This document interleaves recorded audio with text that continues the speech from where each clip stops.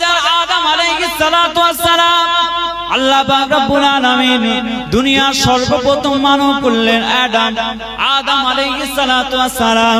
আল্লাহ পাক আব্বাজান আদম আলাইহিস সালামকে যেদিন সৃষ্টি করেছিলেন, আব্বাজান আদম আলাইহিস সালামকে আল্লাহ পাক যেদিন সৃষ্টি করলেন, দিনটা ছিল জুমআ দিন, দিনটা ছিল জুমআ দিন, দিনটা ছিল জুমআ দিন, দিনটা ছিল শুক্রবার। শুক্রবারের দিনেতে জুমআ দিনেতে আল্লাহ পাক আদম আলাইহিস সালামকে সৃষ্টি করলেন জুম্মা দিন। ওই জন্য আমার নবী পাক সাল্লাল্লাহু আলাইহি ওয়াসাল্লাম বলেছেন, ও দুনিয়ার মানুষ, জুম্মার দিনটাকে ইজ্জত করবে, সম্মান করবে, কারণ এই জুম্মার দিনটা তোমাদের কাছে ঈদের দিন। বলুন না সুবহানাল্লাহ। কিসের দিন? ওই জন্য আমাদের এলাকার ছেলে ছোকরারা, আমাদের এলাকার জওয়ান যুবক ছেলেরা সারা সপ্তাহ মসজিদে না খুঁজে পাওয়া গেলেও জুম্মার দিনে ঠিক খুতবার টাইমে মসজিদে হাজির হয়ে যায়। এই মহব্বতটা কে দিলের মধ্যে দিল? এই জুম্মা যে পড়তে হবে, এই দিলের মধ্যে কে এই মহব্বতটা দিল? আমার আল্লাহ দিয়েছে। কারণ এই দিনের ইজ্জত আল্লাহ করেছে, যে পৃথিবীতে যত দিন আছে এই দিনগুলোর মধ্যে জুম্মার দিন হচ্ছে শ্রেষ্ঠ দিন। জোরে বলেন সুবহানাল্লাহ। আমাদের ছেলেগুলো জুম্মার ইজ্জত ভুলে গেছে। জুম্মার দিন মসজিদে গেলেও ওই সিঁড়ি থেকে উঠে যে কাতারটা, সিঁড়ি থেকে জুতোটা খুলে সিঁড়ি থেকে মসজিদের ভিতরে পাটা দিলে যে কাতারে পাটা পড়ে, এই কাতারটা আমাদের ছেলেদের খুব বেশি পছন্দ, খুব পছন্দ। কেন? এই কাতারে যখন তখন বাইরে বেরিয়ে এসে চলে আসে। ইমাম সাহেব সালামটা ফিরতে দেরি, তার আগে উনি জুতো পরতে আরম্ভ করেছে। এদের কবলাল জুমাও নেই, এদের দুখুলুল মসজিদও নেই, এদের তাহিয়াতুল উযুও নেই, এদের বাদাল জুমাও নেই, এদের আখেরি জোহরও নেই, কিচ্ছু নেই। সিম্পল কাটছাঁট 2 রাকাত নামাজ। ঠিক বলছি না? এদের এসব বাকি এসব এদের মাথাতেই নেই, সব কি জানেই না। ঠিক কিনা? আবার ঘরে চলে এলো, ঘরে এসে স্মার্টফোনটা, মোবাইল ফোনটা, অ্যান্ড্রয়েড ফোনটা খুলে ফেসবুকে লিখে দিল জুম্মা মুবারক। বাপ রে বাপ, কত বড় জুম্মার নামাজি, তার জুম্মা মুবারক, মানে জুম্মাটা ঈদের দিন তো ওই জন্য জুম্মা মুবারক হয়ে গেল। তো মসজিদের প্রথম কাতারে যে ব্যক্তিটা বসে আছে, দীর্ঘক্ষণ ধরে অপেক্ষা করছে, আজানের আগে থেকে বসে আছে, তাহিয়াতুল উযু পড়েছে, দুখুলুল মসজিদ পড়েছে, আপনার কবলাল জুমা পড়েছে, বাদাল জুমা পড়েছে, আখেরি জোহর পড়েছে, তারপরে মিলাদ মাহফিল করেছে, দোয়া মুনাজাত শেষ করে ঘরে ফিরেছে। জুম্মা মুবারকটা ওই জওয়ান যুবক ছেলেটার হলো না ওই মুরব্বিটার, যে পুরো সময়টা মসজিদে কাটিয়েছে তার? কথা বুঝতে পারছেন? পার্থক্য আছে না? তবে আজ যাই হোক, আমরা ইজ্জতটা করি, জুম্মার দিনের প্রতি ইজ্জতটা করি, যেখানেই থাকি না কেন জুম্মার নামাজটা মসজিদে পড়ার চেষ্টা করি। ঠিক কিনা?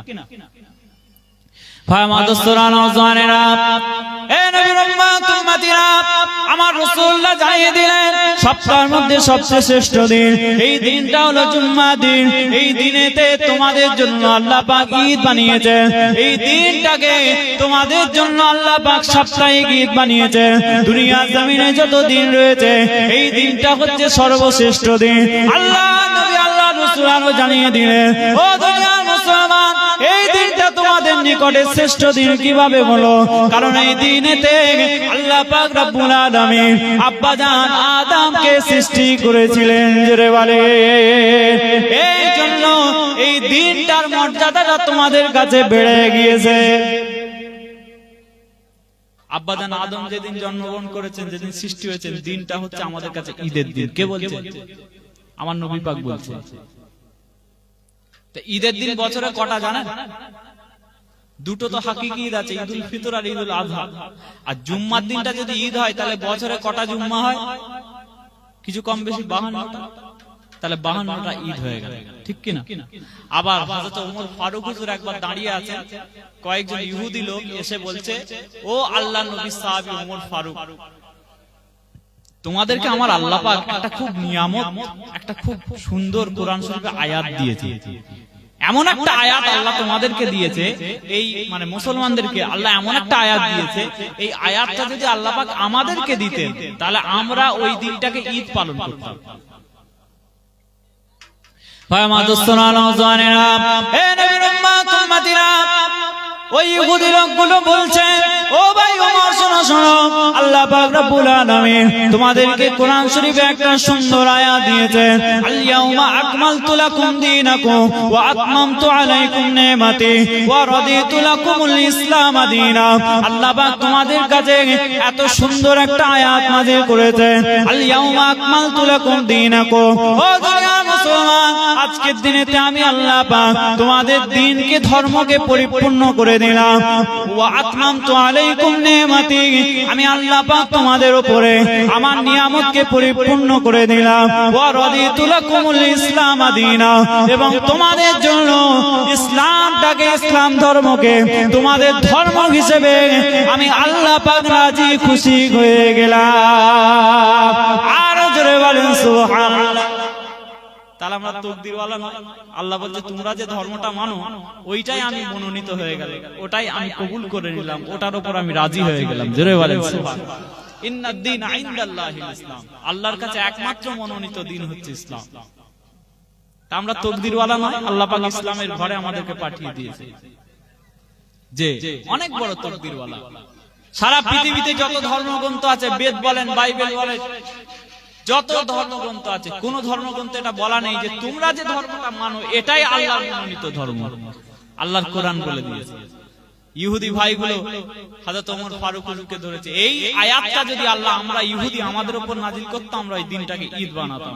হযরত ওমর ফারুক হুজুর বলছে, ও ইহুদি ভাই, কি মনে করেছো, কি মনে করেছো, আমরা কি দিনটাকে ঈদ বানাই না?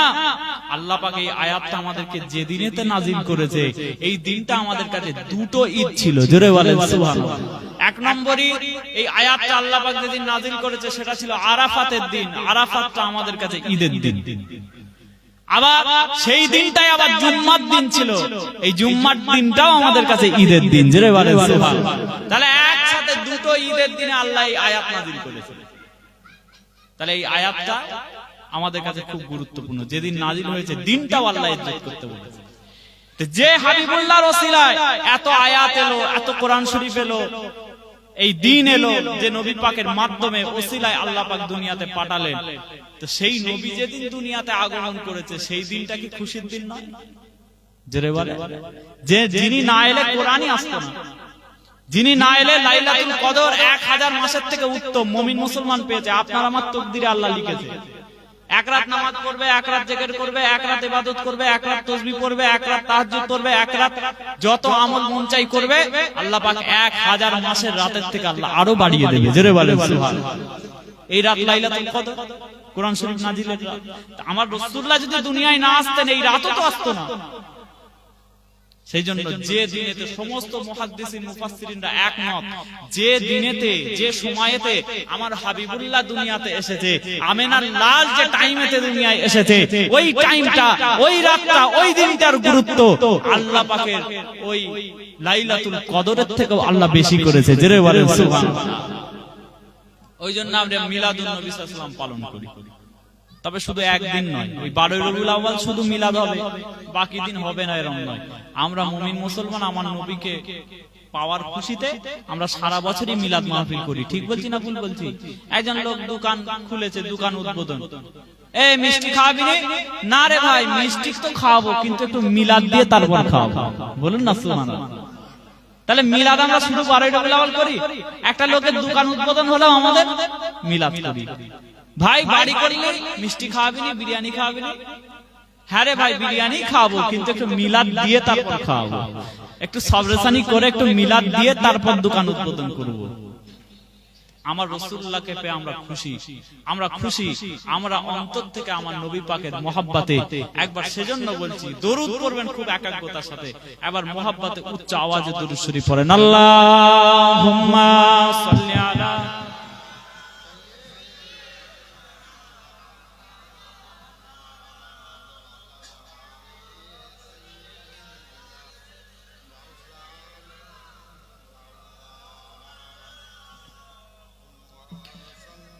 আমি হব মদিনার সারা বেলা ঝাড়ুদার, রওজার কিনারে কেটে যাবে দিন আমার। আমি হব মদিনার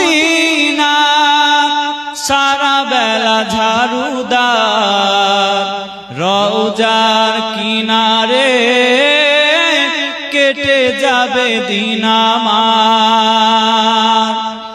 আমার স্বপ্ন যদি হয় গো পূরণ, ধন্য হবে মোর জীবন মরণ। আমার স্বপ্ন যদি হয় গো পূরণ, ধন্য হবে মোর জীবন মরণ। আমি হব মদিনা সারা বেলা ঝাড়ুদার, আমি হব মদিনা সারা বেলা ঝাড়ুদার। রওজার কিনারে কেটে যাবে দিন আমার। আমি হব রাসূলের রওজার চৌকিদার, হতে পারি যেন গো সাফায়াতের দাবিদার। আমি হব রাসূলের রওজার চৌকিদার, হতে পারি যেন গো সাফায়াতের দাবিদার। আমার স্বপ্ন যদি হয় গো পূরণ, ধন্য হবে মোর জীবন মরণ। আমি হব মদিনা সারা বেলা ঝাড়ুদার, রওজার কিনারে কেটে যাবে দিন আমার। আল্লাহুম্মা সাল্লি আলা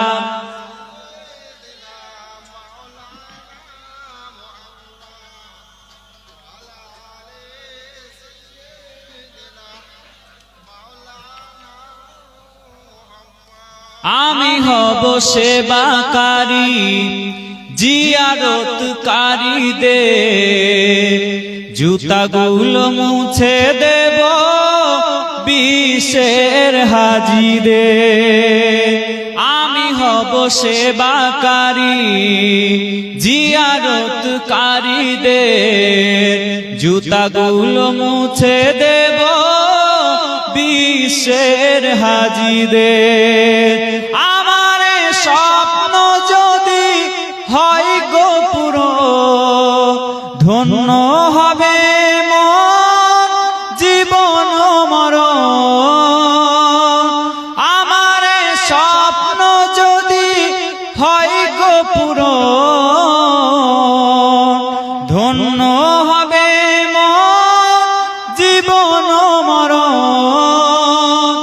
আমি হব মদিনা সারা বেলা ঝাড়ুদার, রওজার কিনারে কেটে যাবে দিন আমার। আল্লাহুম্মা সাল্লি আলা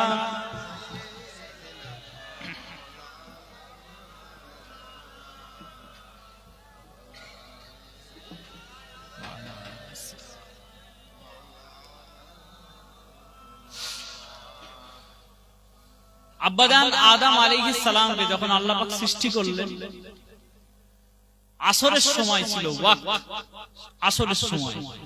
আল্লাহ পাক বললেন, আদম তুমি সিজদা থেকে মাথাটা তোলো। সিজদা থেকে মাথাটা তুলে যখন ডান দিকে তাকালেন, দেখলেন আল্লাহ পাক আম্মাজান হাওয়া আলাইহিস সালামকে সৃষ্টি করে তার পাশেতে দাঁড় করিয়ে রেখেছে। জোরে বলেন সুবহানাল্লাহ।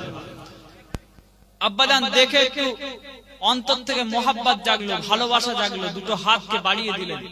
এত সুন্দর রমণী জীবনে প্রথমবার, এত সুন্দর রমণী সারা বিশ্বের সমস্ত জগতের সমস্ত নারী এবং পুরুষদের মা, বলেন না সুবহানাল্লাহ।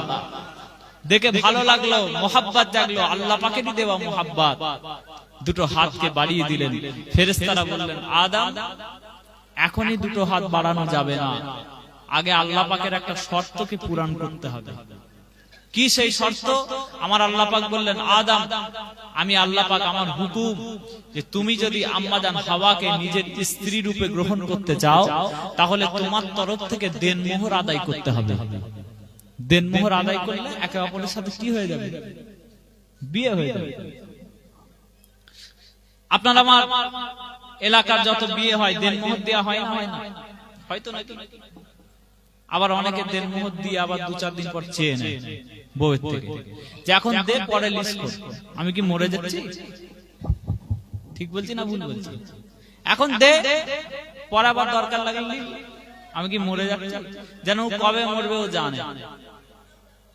স্ত্রীদের দেনমোহর যদি বাকি থাকে এবং সেই অবস্থায় যদি স্বামী স্ত্রী কেউ মারা যায়, তাহলে কিন্তু বড় ক্ষতি হয়ে যাবে। দুনিয়ার স্বামী স্ত্রীর সম্পর্কটা হারাম হয়ে যাবে। দেনমোহর হচ্ছে বিয়ের মূল। আপনাদের যদি কারো দেনমোহর বাকি থাকে, আপনারা আদায় করে দেবেন, বলেন ইনশাআল্লাহ। দুনিয়াতে যত ধার আছে ওসব ধার মেটানোর সময় পাবেন, দেনমোহরটা আগে মেটাতে হবে। কারণ দেনমোহর যদি না মেটান, স্বামী স্ত্রীর সম্পর্ক হারাম হবে। ওই সম্পর্ক থেকে দুনিয়াতে যে সন্তানগুলো আসবে, সন্তানগুলো হারামি সন্তান রূপে আসবে। তবে জীবনের মধ্যে কখনো যদি দেনমোহর আদায় করে দেন, তাহলে সমস্ত জীবনের সম্পর্কটাই আল্লাহ পাক হালাল রূপে কবুল করবে। জোরে বলেন সুবহানাল্লাহ। ভাই মাদুসনা নওজওয়ানেরা, এ নবীর উম্মত উম্মতিরা, আব্বা জান আদম আলাইহিস সালাতু ওয়াস সালামকে ফেরেশতারা বললেন, ও আদম থামো, সালামের সঙ্গে তুমি একত্রিতভাবে একসাথে চলাফেরা, ওঠা বসা একসাথে থাকতে পারবে না। আমার আল্লাহ পাক রব্বুল আলামিন তোমার জন্য একটা শর্ত দিয়ে দিয়েছে। আল্লাহ পাক জানালেন, আমার আদম, তোমার তরফ থেকে দেনমোহরটা আদায় করে দাও। দেনমোহরটা আদায় করে দিলে তোমার সাথে আম্মা জান হাওয়া আলাইহিস সালামের বিয়ে হয়ে যাবে। আব্বা জান আদম আলাইহিস সালাম বললেন, ও রব্বি আল্লাহ পাক, আমার কাছে তো কোনো টাকা পয়সা নাই, আমার কাছে তো কোনো বিষয় সম্পত্তি নাই, কি দিয়ে দেনমোহর আদায় করব? আমার কাছে তো কিছুই নাই। আমার আল্লাহ পাক সেই সময় আব্বা জান আদম আলাইহিস সালামকে বলেছিলেন, হাবিবুল্লাহ জনাবে মুহাম্মদুর রাসূলুল্লাহ সাল্লাল্লাহু আলাইহি ওয়াসাল্লামের উপরে তুমি 20 বার 20 বার দরুদ শরীফ পড়বে। এই দরুদ শরীফটা তোমার জন্য মোহরানা দেনমোহর রূপে আমি আল্লাহ কবুল করে নেব। আর জোরে বলেন সুবহানাল্লাহ। তো নবী পাকের দরুদ শরীফ দেনমোহর হয়ে গেল। আব্বা জান আদম আলাইহিস সালামের দেনমোহর, বিয়ে হয়ে গেল, একসাথে বসবাস করলেন। ওই আব্বা জান আদম আলাইহিস সালামের মাধ্যমেই কিন্তু নূরে মুহাম্মাদি সাল্লাল্লাহু আলাইহি ওয়াসাল্লাম, আমার নবী পাকের নূর মুবারক দুনিয়া জমিনে আল্লাহ পাক পাঠিয়েছিলেন। বলেন না সুবহানাল্লাহ। একজন বিশ্ববিখ্যাত লেখক আছে, লেখকটার নাম হচ্ছে ইবনে বতুতা। কি নাম বললাম? এই সবাই ওয়াজ শুনছেন তো নাকি? খারাপ লাগছে? আমি ভাবছি হয়তো খারাপ লাগছে, সেই জন্য কেউ কেউ আবার উঠে যাচ্ছে। প্রয়োজন থাকতে পারে, প্রয়োজন থাকতেই পারে, কিন্তু উঠে যাবে না। জলসার মজলিস আদাব আছে, শিষ্টাচার, প্রত্যেকটা জিনিসের একটা সিস্টেম আছে। ভাই মা দোস্তরা নওজওয়ানেরা, এ নবীর উম্মত উম্মতিরা, বিশ্ববিখ্যাত সফর কাহিনী লেখক ইবনে বতুতা সে একটা কিতাব লিখেছে। কিতাবের নাম হচ্ছে রিহলা ইবনে বতুতা। সারা বিশ্ব ভ্রমণ করে নিয়ে ইবনে বতুতা একটা বই লিখলো। বইটার নাম হচ্ছে রিহলা ইবনে বতুতা। ইবনে বতুতা বলছে, আমি যখন সারা বিশ্ব ঘুরে ঘুরে ঘুরে ঘুরে যখন আমি শ্রীলঙ্কার জমিনে পৌঁছলাম, ভারতবর্ষ থেকে নিচের দিকে একটা দেশ রয়েছে, আপনারা ম্যাপে দেখেছেন। দেশটা ডিম্বাকৃতির দেশ, সমুদ্রের মাঝখানে। ওই দেশটার নাম হচ্ছে শ্রীলঙ্কা। ওই দেশের মধ্যে ইবনে বতুতা বলছে, আমি যখন সফর করতে আরম্ভ করলাম, যখন শ্রীলঙ্কার মধ্যে প্রবেশ করলাম, শ্রীলঙ্কার রাজধানী কলম্বো শহর থেকে আমি কিছুটা দূরে যেতে যেতে আরম্ভ করলাম। যেতে যেতে যেতে যেতে আমি একটা পাহাড় দেখেছিলাম। ওই পাহাড়টাকে শ্রীলঙ্কার এলাকার মানুষ অ্যাডামস পিক বলে ডাকে। অ্যাডামস পিক মানে হচ্ছে আদমের পাহাড়। এলাকার মানুষ পাহাড়টাকে আদমের পাহাড় বলে। আমি ইবনে বতুতা, আমি যখন ওই পাহাড়ের উপরে উঠতে আরম্ভ করলাম, আমি ইবনে বতুতা নিজের চোখ দিয়ে দেখেছিলাম আব্বা জান আদম আলাইহিস সালামের পায়ের ছাপ মুবারক আমি ইবনে বতুতা দেখেছিলাম আল্লাহ পাক ওই পাহাড়ের উপরে আব্বা জানের পায়ের ছাপ মুবারক সারা বিশ্বের মানুষের জন্য নিদর্শন রূপে আল্লাহ রেখে দিয়েছে। জোরে বলে যে জায়গাতে নূরে মুহাম্মদ সাল্লাল্লাহু আব্বা জানের পেশানির মাধ্যমে দুনিয়াতে এলো, ওই জায়গাটাও সারা পৃথিবীর মানুষ চেনে। জোরে বলে সুবহানাল্লাহ। আল্লাহ পাক নবী নূরে মুহাম্মাদি যে কপালের মধ্যে রয়েছে তার দেহ মুবারকের পায়ের ছাপকেও আল্লাহ পাক নিদর্শন করে রেখেছে। আদম আসলাম গোটা শ্রীলঙ্কা ঘুরতে লাগলেন, দেখলেন ডান দিকেও সমুদ্র, বাঁ দিকেও সমুদ্র, সামনেও সমুদ্র, পিছনেও সমুদ্র। ঠিক ঠিক না? শ্রীলঙ্কা দেশের চতুর্দিকে সমুদ্র নয়? আব্বাজান দেখতে লাগলেন তো শুধু পানি আর পানি, কোথায় দিয়ে যাব, কোথায় বা যাব? এইটুকু দেশ ছাড়া আর কি কোনো পৃথিবী আছে না নেই আব্বাজান বুঝতে পারছেন না। হঠাৎ করে ভারতবর্ষের দিকের কিনারায় যখন আসলেন দেখলেন এখানকার পানির গভীরতাটা একটু কম, দূরের দিকে 60 হাত লম্বা।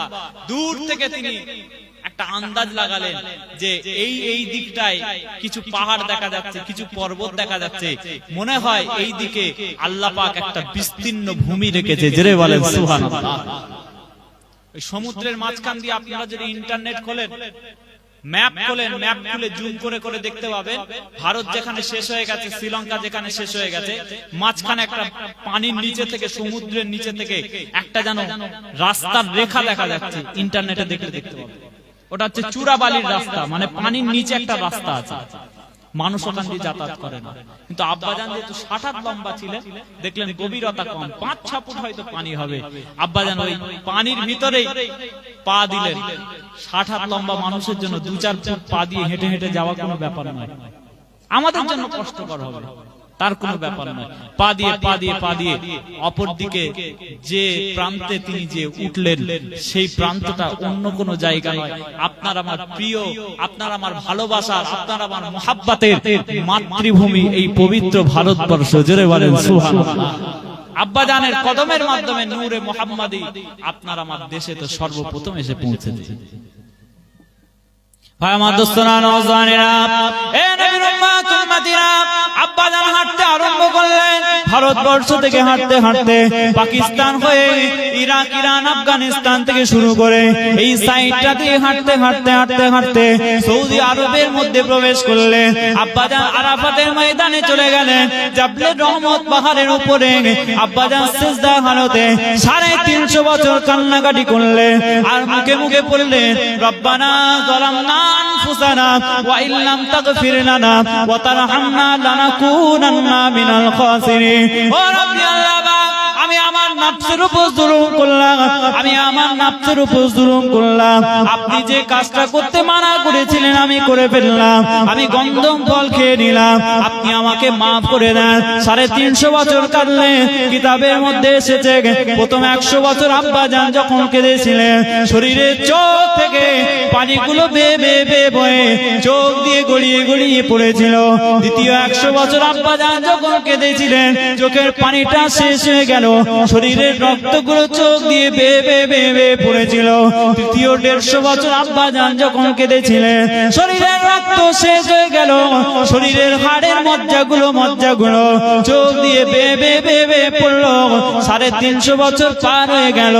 আব্বাজানের মনে পড়ে গেল আমার নবী পাকের নাম মুবারক। আব্বাজান বললেন, ও রব্বি আল্লাহ পাক, লাম্মা খালাকতানি রাফাতু রাসি ইলা আরশিকা, যেদিন আপনি আমাকে সৃষ্টি করেছিলেন আমি আমার মাথাটা আরশের দিকে তাকালাম, সেখানে দেখতে পেলাম আলা কাওয়াইমিল আরশে মাকতুবুন লা ইলাহা ইল্লাল্লাহ মুহাম্মাদুর রাসূলুল্লাহ। আমি মুহাম্মদ বলে একটা নাম দেখেছিলাম, আমি জানি না মুহাম্মদটাকে, তবে আমার এটুকু জানা রয়েছে মুহাম্মদ এমন একজন ব্যক্তি হবে যে আপনার খুব প্রিয় ব্যক্তি হবে। তাহলে আপনি আপনার নামের পাশেতে মুহাম্মাদুর রাসূলুল্লাহ নাম লিখবেন না। ওই মুহাম্মাদুর রাসূলুল্লাহ আমি আদম আমাকে maaf করে দেন। 350 বছর কাঁদার পরেতে, রোনাজারি করার পরেতে, তওবা করার পরেতে আল্লাহ পাক রব্বুল আলামিন আমার হাবিবুল্লাহ রাসূলুল্লাহ আব্বাজান আদমকে maaf করে দিয়েছিলেন। আর জোরে বলেন সুবহানাল্লাহ। 350 বছর কাঁদার আপনি আমি আল্লাহর কাছে মাপ চাইতে গেলে, গুনাহগুলোকে ক্ষমা চাইতে গেলে, তওবা করতে গেলে তাহলে কতদিন কাঁদতে হতে পারে? আব্বা জানের যদি 350 বছর লাগে, আপনার আমার কতদিন লাগবে? আপনাকে আমাকে আল্লাহ পাক আখেরি নবীর উম্মত বানিয়েছে, বলেন না সুবহানাল্লাহ। ফ্যাসিলিটি কিছু তো থাকবে নাকি? আব্বা জানের ওই কান্নাটা সারা পৃথিবীর মানুষের জন্য নিদর্শন রূপে আল্লাহ পাক করেছে। আপনি আমি আমার রাসূলুল্লাহ রসিলা দিয়ে আল্লাহর কাছে বললে আল্লাহ পাক মাফ করে দেবে, বলেন না সুবহানাল্লাহ। জোরে বলেন সুবহানাল্লাহ। যে তবে তওবা কঠিন, দিল থেকে অনুশোচনাটা আসাটা কঠিন। দিল থেকে এমন অনুশোচনা আসবে যে অনুশোচনার মাধ্যমে চোখ দিয়ে পানি বেরোবে, আপনি চাইলেই চোখ দিয়ে পানি বার করতে পারবেন না। তাহলে তওবা করার নিয়ম আছে, চোখ দিয়ে পানি বার করতে হবে। আপনি যুবক ছেলে, জওয়ান লোক, আপনাকে বললেই আপনি চোখ দিয়ে পানি করতে পারবেন? আপনি কি অ্যাক্টর না অ্যাক্ট্রেস? আপনি কি বলে অভিনয় করেন নাকি? অভিনয় তো করেন না, আপনি হঠাৎ করে চোখ দিয়ে পানি বার করবেন কি করে? সেই লেভেলের অনুশোচনা দরকার। আল্লাহ নবী সাহাবা হযরত সালাবাতুল আনসারী যে লেভেলের অনুশোচনা তার দিলের মধ্যে এসেছিল, জোরে বলেন সুবহানাল্লাহ। অনুশোচনা কি রকম হওয়া দরকার? তবে উম্মতে মুহাম্মাদী হিসেবে আল্লাহ পাক ফ্যাসিলিটি দিয়েছে, যদি সে মাপ চাইতে পারে আল্লাহ পাক কবুল করবে।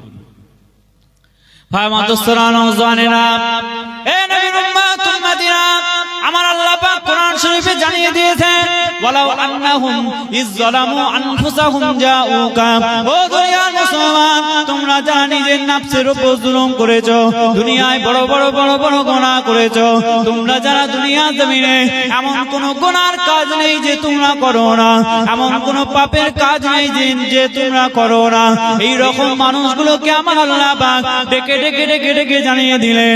আল্লাহর কোরআন জানিয়ে দিচ্ছে, ওয়ালাউ আন্নাহুম ইযযালামু আনফুসাহুম জাউকা, ও দুনিয়ার মানুষ, তোমরা যারা নিজের নফসের উপর জুলুম করেছো, জাউকা, আমার নবীর দরবারে চলে যাও, আমার রাসূলুল্লাহর দরবারে চলে যাও, আমার হাবিবুল্লাহর দরবারে চলে যাও, রাহমাতাল লিল আলামিনের দরবারে চলে যাও, ফাস্তাগফিরুল্লাহ ওয়াস্তাগফার লাহুমুর রাসূল, আমার রাসূলুল্লাহর দরবারে গিয়ে ফাস্তাগফিরুল্লাহ, আল্লাহর কাছে ক্ষমা চেয়ে নাও, ওয়াস্তাগফার লাহুমুর রাসূল, যদি আল্লাহ নবী আল্লাহ রাসূল সাল্লাল্লাহু আলাইহি ওয়াসাল্লাম তোমাদের পক্ষ থেকে আমার আল্লাহ পাককে একটুখানি বলে দেয়, আমার আল্লাহ পাককে একটুখানি বলে দেয়, ও রব্বি আল্লাহ পাক, আজকে যে ব্যক্তিরা আপনার কাছে মাপ চাইছে, ও তো আমি রাসূলুল্লাহ, আমারই উম্মত, তাকে আপনি মাফ করে দেন, তাকে আপনি মাফ করে দেন।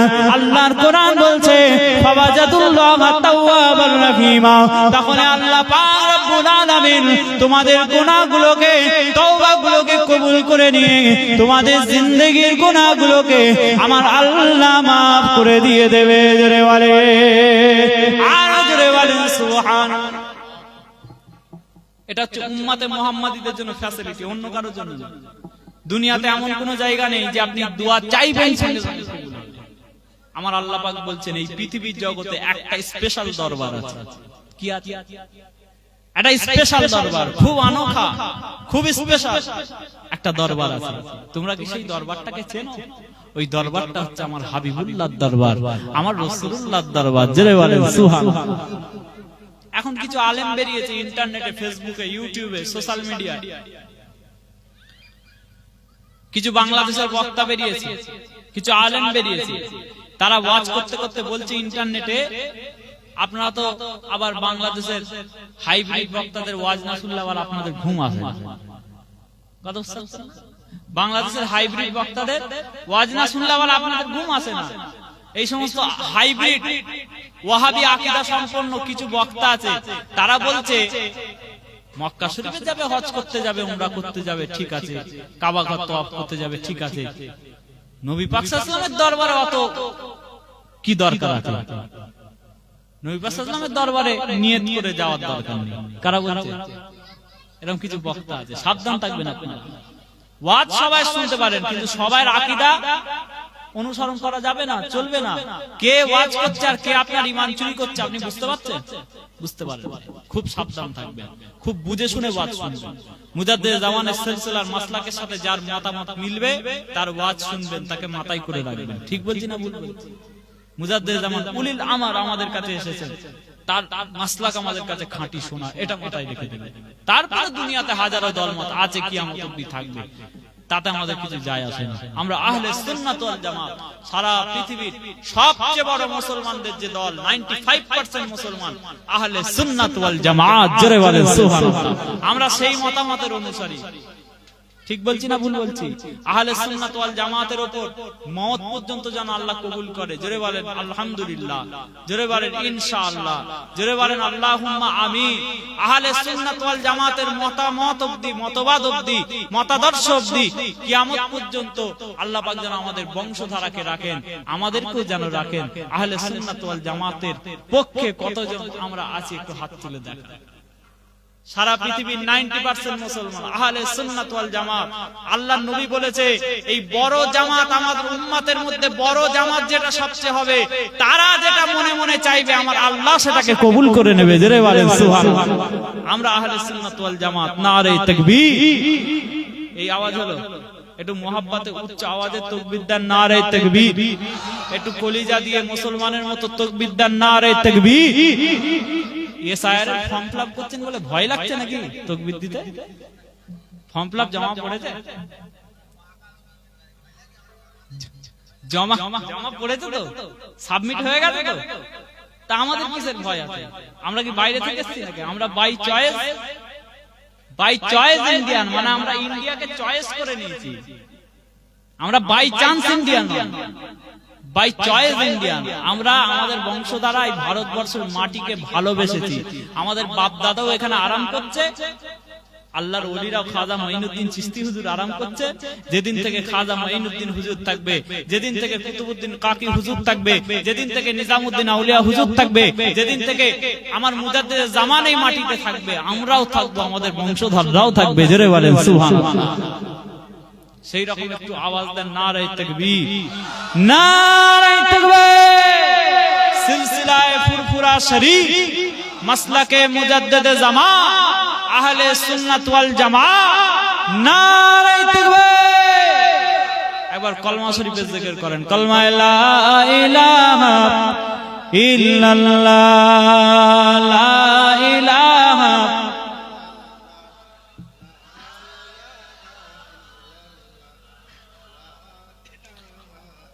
হাসবি রব্বি জাল্লাল্লাহ, মা ফি কলবি গায়রুল্লাহ।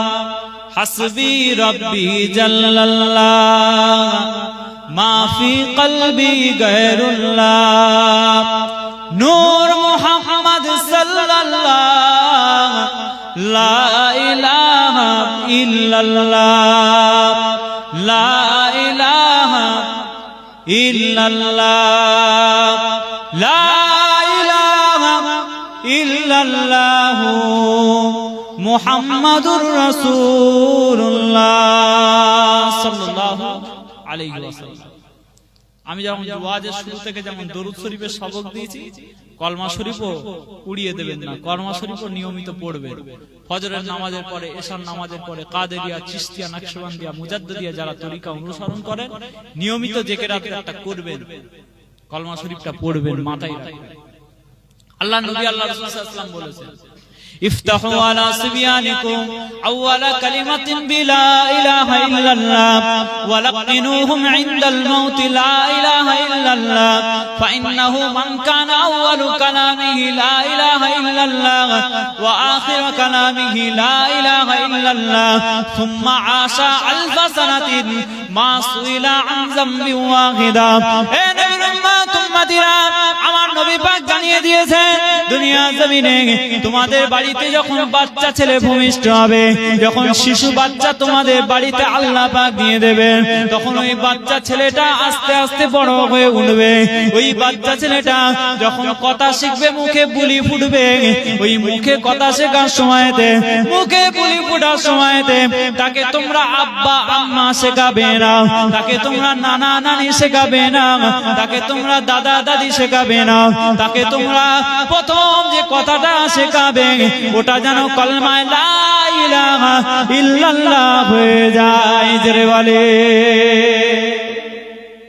কে বলছে? আমার নবী পাক বলছে। আমরা সব সময় উল্টো রাস্তায়, আমরা সব সময় উল্টো রাস্তায়। আমার নবী পাক বলে এক, আমরা করি এক। কথা বুঝতে পারছেন? আমাদের আলেম উলামারা, পীর মাশায়েখরা, উলামায়ে কেরামরা যদি বলে ডান দিকে যাও, আমরা যাই বাম দিকে। কথা বুঝতে পারছেন? যদি বলে ডান দিকে, আমরা যাই বাম দিকে। আমাদের ছেলেগুলো প্রথম কথা কি শেখে? কলমা শেখে। প্রথম কথা কি শেখে? কলমা শেখে না নন্টে ফন্টে শেখে না টম এন্ড জেরি? এখন আমাদের এই বড় বড় স্মার্টফোন হয়ে গেছে, স্মার্টফোন দেখে দেখে ছেলে কি শিখছে বাপও বুঝতে পারে না, মাও বুঝতে পারে না। ছেলের মা ছেলের কথা বুঝতে পারছে না, জড়িয়ে জড়িয়ে কি বলছে। এখন আবার ইন্টারনেটে দেখলাম যে কিছু কিছু বাচ্চা ছেলেদের এমন হয়ে যাচ্ছে, মানে বলি বন্ধ হয়ে যাচ্ছে মোবাইল দেখে দেখে। ডাক্তাররা বলছে এটা ব্রেনে এমন এফেক্ট করে গেছে মোবাইলটা, ও মোবাইল ছাড়া থাকতে পারছে না। সব সময় এরকম চোখের সামনে না রাখলে ছটপট ছটপট করছে, আর মুখ থেকে বুলি ফুটছে না, মানে কথা বলতে পারছে না। আল্লাহ পাক যেন এইরকম ফিতনা থেকে আমাদেরকে হেফাজত করেন, আমাদের বাচ্চাগুলোকে হেফাজত করেন। বাড়ির মায়েদেরকে বলবে ছেলেদেরকে ভাত খাওয়ার সময় ফোন দেওয়াটা বন্ধ করে। শিশু বাচ্চা জন্ম হলেই হাতে ফোন ধরিয়ে দেয়া ভালো জিনিস নয়। ভালো জিনিস বলে আমাদের মুরব্বীরা তো বলছে, তবু শুনছে না। একটু মাইকে বলে দেখি যদি শোনে। মায়েরা মায়েরা এইসব ভিডিও দেখে না, ছেলেদের গুলি বন্ধ হয়ে যাচ্ছে, কথা বলতে পারছে না, হাঁ করে আ আ আ করছে, ডাক্তাররা দেখাচ্ছে, দেখতে পাচ্ছেন না আপনারা? সাবধান হন না। আমার রাসূলুল্লাহর হাদিসের দিকে ফিরে আসে। আমার নবী কি বললেন? প্রথম কথাটা কলমা শেখাবে। জোরে বলেন সুবহানাল্লাহ। ভালো জিনিস বলেছে না খারাপ জিনিস? তাতে কি ফ্যাসিলিটি আছে? কি হবে তাতে? আমার নবী পাকের কোনো কথা বৃথা নয়, জানবেন প্রত্যেকটা জিনিসের পিছনে আমার রাসূলুল্লাহ বিশেষ কিছু লুকিয়ে আছে। ভাই আমার দোস্তরা, নওজওয়ানেরা, হে নবীর উম্মত উম্মতিরা, আমার নবী পাক জানিয়ে দিয়েছেন, ও দুনিয়ার মুসলমান, তোমরা যখন বাচ্চা ছেলে ভূমিষ্ঠ হবে, বাচ্চা ছেলেদেরকে প্রথম যে কথাটা শেখাবে ওটা যেন লা ইলাহা ইল্লাল্লাহ হয়ে যায়। ওয়ালাকিনুহুম ইনদাল মাউতি লা ইলাহা ইল্লাল্লাহ।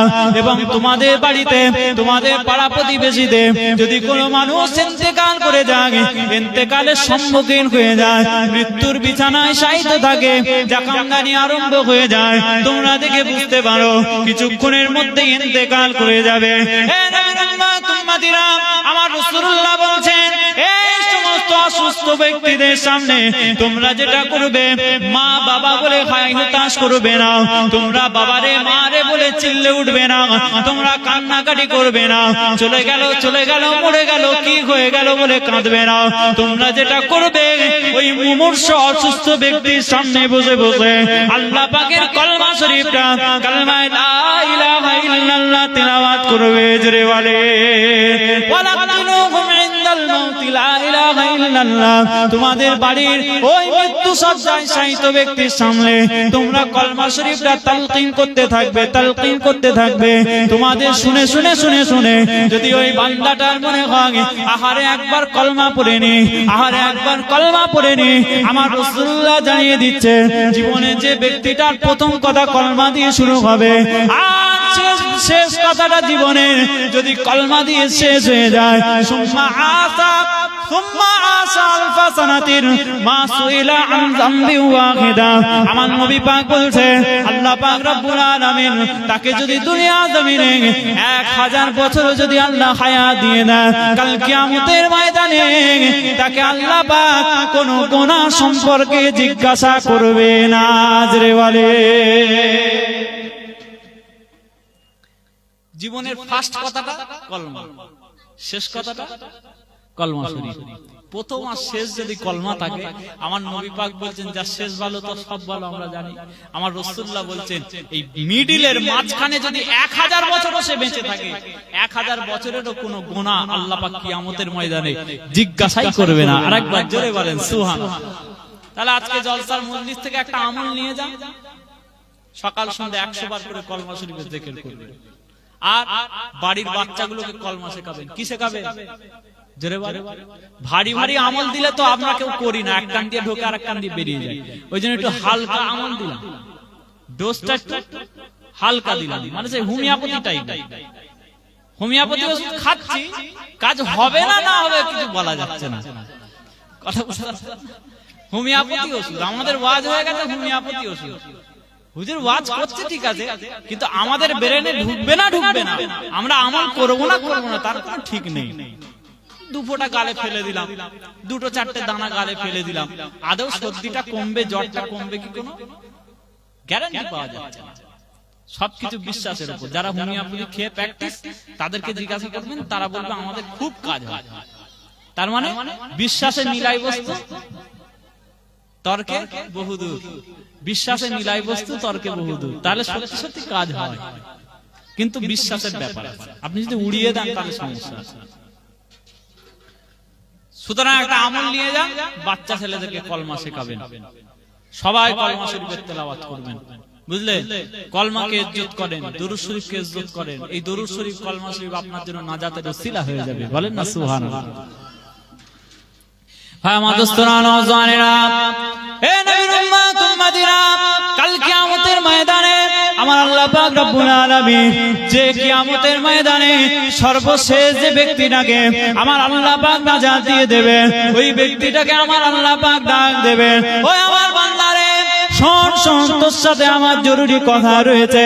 আজকে আমার দরবারে চলে আয়, তোর সামনে আমি আল্লাহ পাক দুনিয়া জমিনে যত আমলনামা ছিল সমস্ত আমলনামাটা তোর সামনে খুলে দিলাম।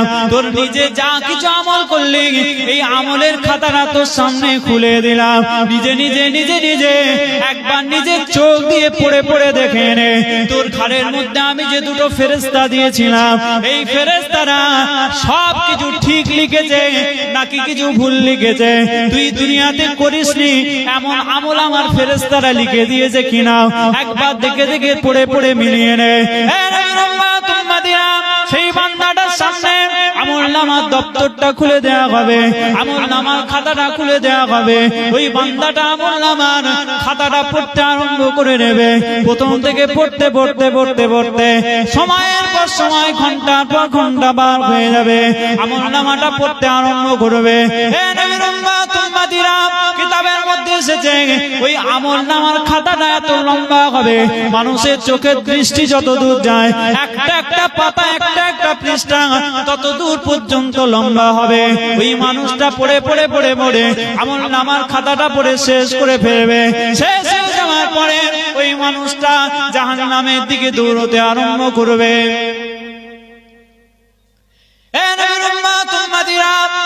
আমার আল্লাহ পাক রব্বুল আলামিন ওই বান্দাটাকে ডাক দেবেন, ওই আমার বান্দারে আয় আয়, চলে আয় চলে আয়, আমি আল্লাহ পাক আমার রহমতের দিকে ফিরে আয়, আমি আল্লাহ পাক আমার রহমতের দিকে ফিরে আয়। কোথায় চললি, কোথায় চললি, কোথায় চলে যাস, কোথায় চলে যাস? ওই বান্দাটা বলবে, আল্লাহ পাক আপনি আমাকে বলেছিলেন আমলনামাটা পড়তে, আমি শুরু থেকে শেষ অবধি পড়ে দেখলাম এই আমলনামার মধ্যে কোনো সওয়াবের কাজ আমি পেলাম না। গোটা আমলনামা গোনা গোনা গোনা গোনা গোনায় ভরপুর হয়ে রয়েছে। আমি আপনার বান্দা, আমি মনে মনে ভাবলাম গোটা খাতাটা যদি গোনায় ভরে যায় তাহলে নিশ্চয় আল্লাহ পাক আমার জন্য জাহান্নামটাকে ফয়সালা করে দেবে। ওই জন্য আমি জাহান্নামের দিকে দৌড়তে আরম্ভ করলাম। আল্লাহ পাক রব্বুল আলামিন বলবেন, ও আমার বান্দারে আয় আয় আয় আয়, চলে আয় চলে আয়, আমি আল্লাহ আমার রহমতের দিকে ফিরে আয়। আমি আল্লাহ পাক আমার কাছে তোর জন্য এক টুকরো কাগজ রয়েছে, কাগজ রয়েছে। এই এক টুকরো কাগজের মধ্যে কি লেখা আছে একটু পড়ে নে।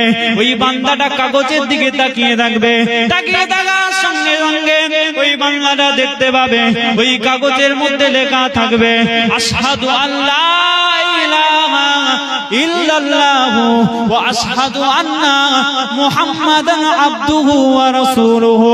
আমার আল্লাহ পাক বলবেন, ওই আমার বান্দারে আমি তো সেই আল্লাহ যে আল্লাহ দুনিয়া জমিনে বাপের দিলের মধ্যে ছেলের জন্য এত প্রেম দিয়েছিলাম, এত ভালোবাসা দিয়েছিলাম, এত দয়া মায়া দিয়েছিলাম।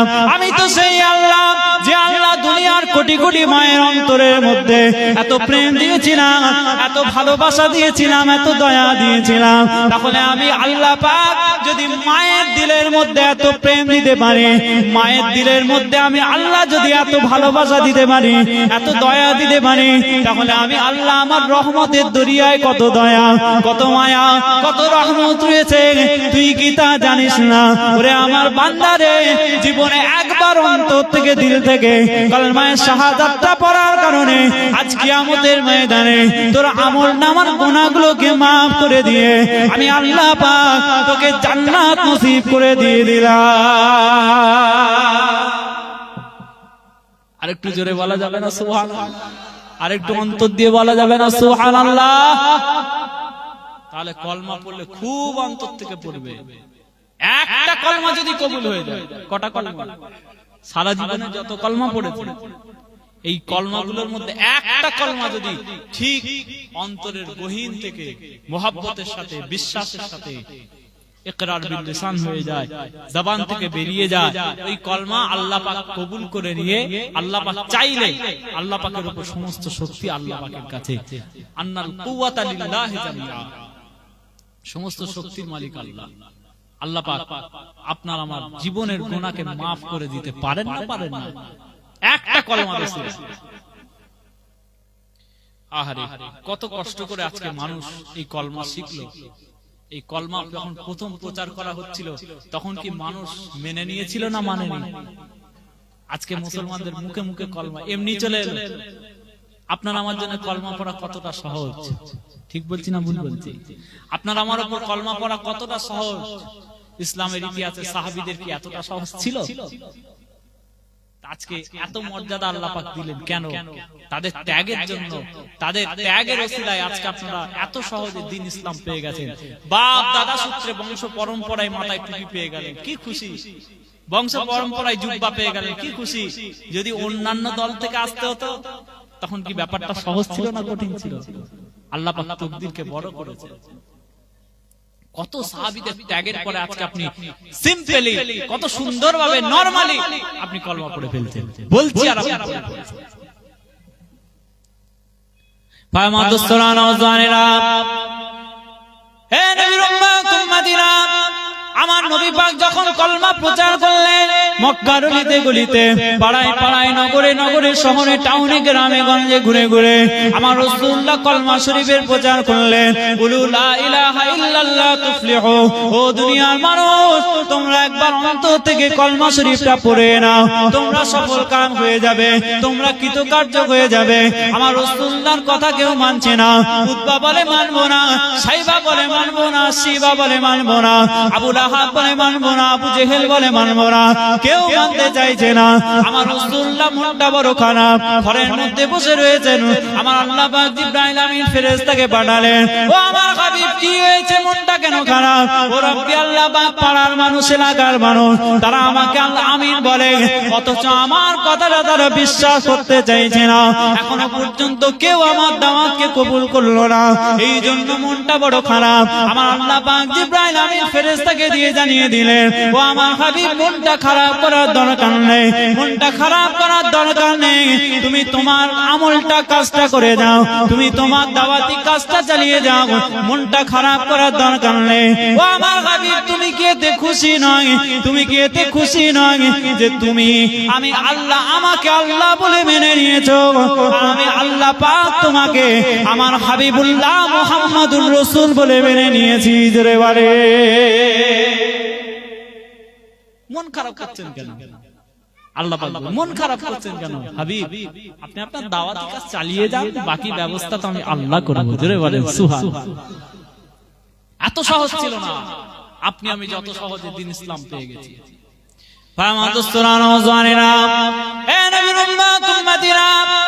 ইসলামের ইতিহাসে প্রথম প্রথম মহিলা শহীদ হয়েছিলেন হযরত সুমাইয়া রাদিয়াল্লাহু তাআলা আনহা।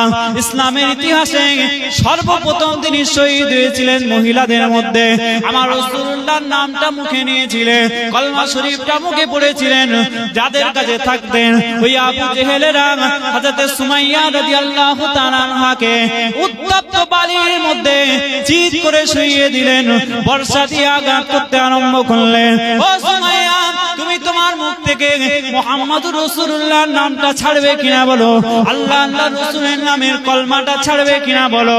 হযরত সুমাইয়া রাদিয়াল্লাহু তাআলা আনহা চিৎকার আওয়াজ দিয়ে জানিয়েছিলেন, ওই কাফির মুশরিক মুনাফিকেরা, তোরা যদি আমার জান নিয়ে নিস, আমি সুমাইয়া আমার জবান থেকে আমার আল্লাহ এবং রাসূলুল্লাহর নামটাকে ছাড়তে পারবো না। আরেকটু জোরে বলবেন না? অত সহজ ছিল? আপনি আমি যত সহজে কলমা পড়তে পারছি, অত সহজ ছিল বলে?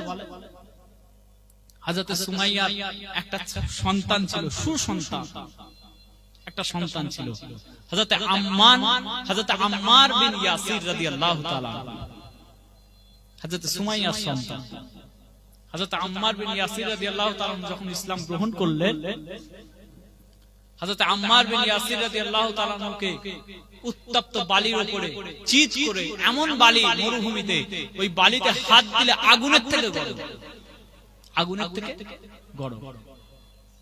এটা হয়, ছ্যাঁকাটা এত গরম হয়, আপনি লক্ষ্য করে দেখবেন আমাদের এখানে অত ঠান্ডা পড়ে না।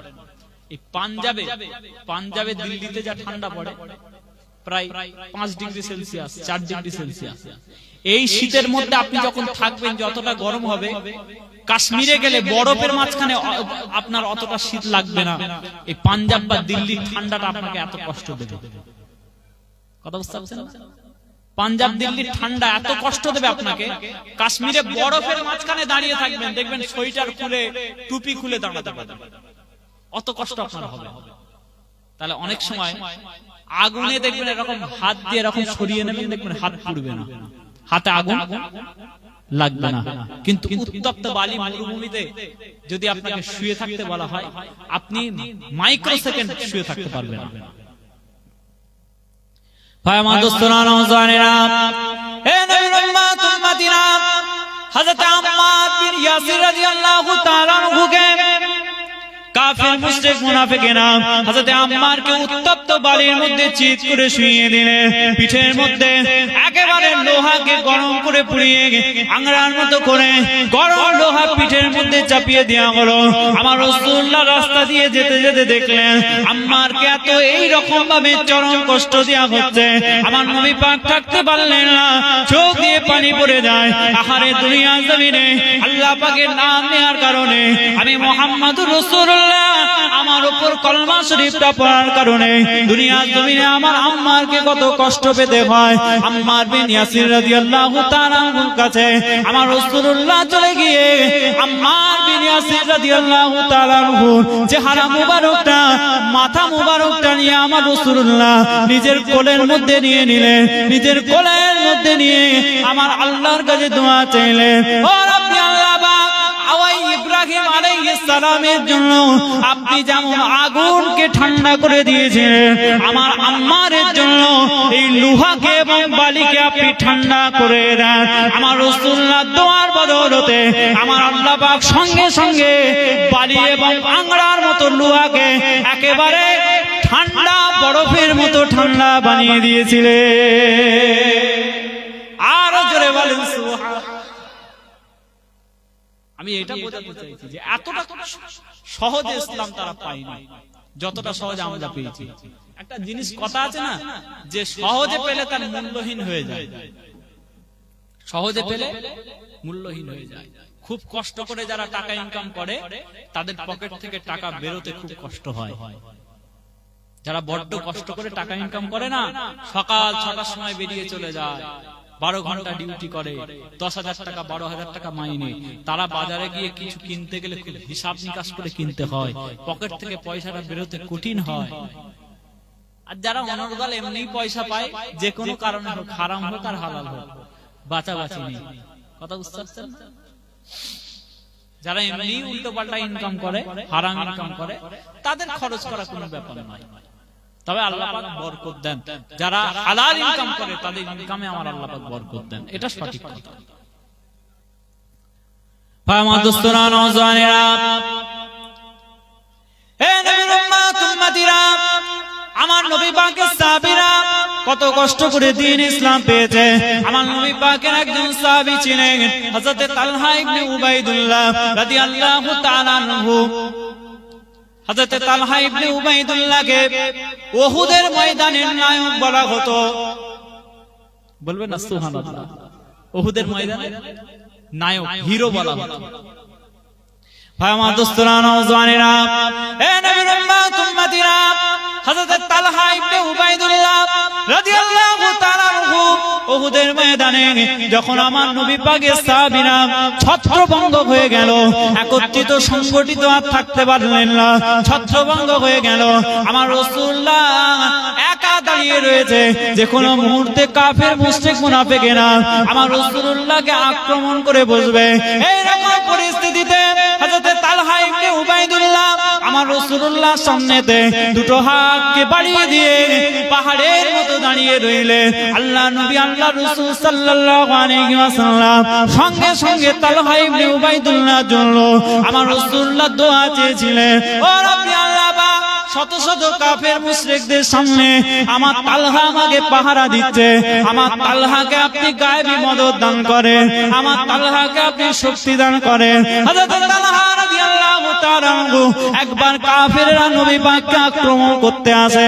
হযরত তালহা হুজুর বীর বিক্রমের সাথে কাফের মুশরিক মুনাফিকদেরকে ছত্রভঙ্গ করে দেন, যুদ্ধ করতে করতে সরিয়ে দেন, ছত্রভঙ্গ করে দেন।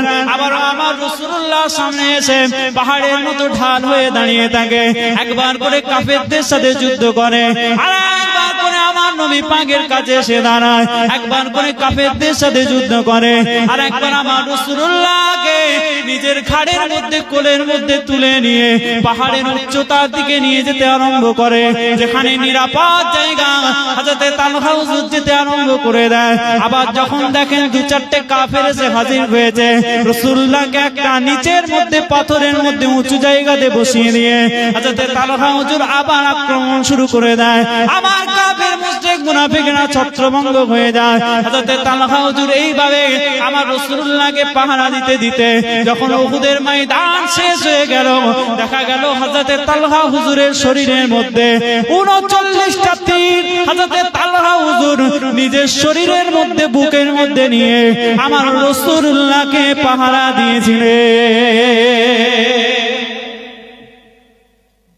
একটা দুটো তীর নয়, বহু তীর, একটা বুকে, একটা পায়ে, একটা হাতে, শরীরের বিভিন্ন জায়গায় লেগে আছে। আমার নবী পাক সাল্লাল্লাহু আলাইহি ওয়াসাল্লামকে এই অবস্থাতেই তিনি পাহারা দিলেন। জেরে বলেন সুবহানাল্লাহ। জীবন চলে যাবে, ফিদাকা আবি ওয়া উম্মি ইয়া রাসূলুল্লাহ, কোনো পরোয়া নেই।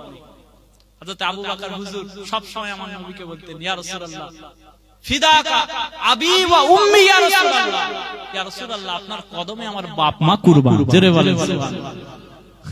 আপনার কদমে আমি আবু বকর, আমি তো ছোট, আমার বাপ মা আপনার কদমে, আমার বংশ আপনার কদমে কুরবান।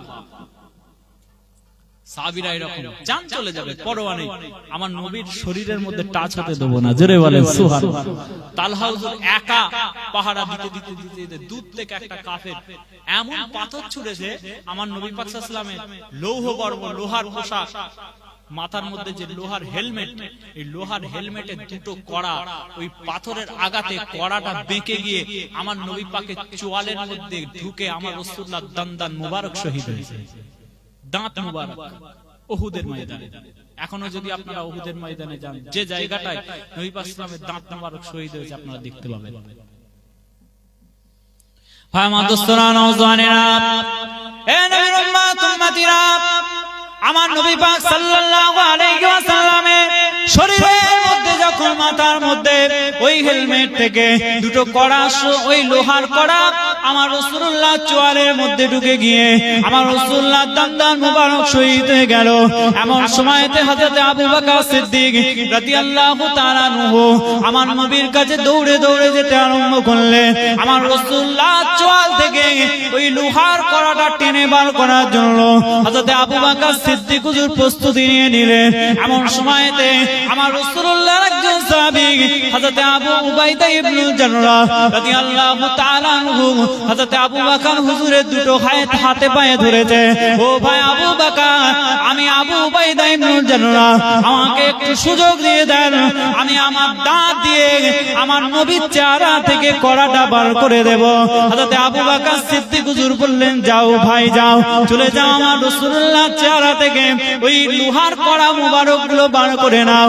আমার নবী পাকের শরীর থেকে ওই লোহার কড়াটা, দুটো কড়া আবু উবাইদা ইবনে জাররাহ একটা দাঁত দিয়ে টেনে বার করলেন। টেনে বার করার সঙ্গে সঙ্গে আবু উবাইদা হুজুরের একটা দাঁত শহীদ হয়ে গিয়েছিল। হযরত আবু উবাইদা হুজুর ওই পরিস্থিতিতে প্রখর যন্ত্রণার মধ্যে দিয়ে দ্বিতীয়বার দাঁত দিয়ে আমার নবীর চেহারা থেকে আর একটা লোহার কড়া টেনে বার করলেন। আমার নবী পাকের হেলমেট মুবারক মাথা থেকে খুলে বার করা হলো। হযরত আবু উবাইদা হুজুরের আবারও একটা দাঁত সেদিন শহীদ হয়ে গিয়েছিল। হযরত আবু উবাইদা হুজুর দেখলেন আমার নবী পাকের হেলমেট খোলার সঙ্গে সঙ্গে আমার রাসূলুল্লাহর চেহারা মুবারক থেকে অনর্গল কল কল কল কল করে রক্ত বেরোতে আরম্ভ হয়ে গিয়েছে।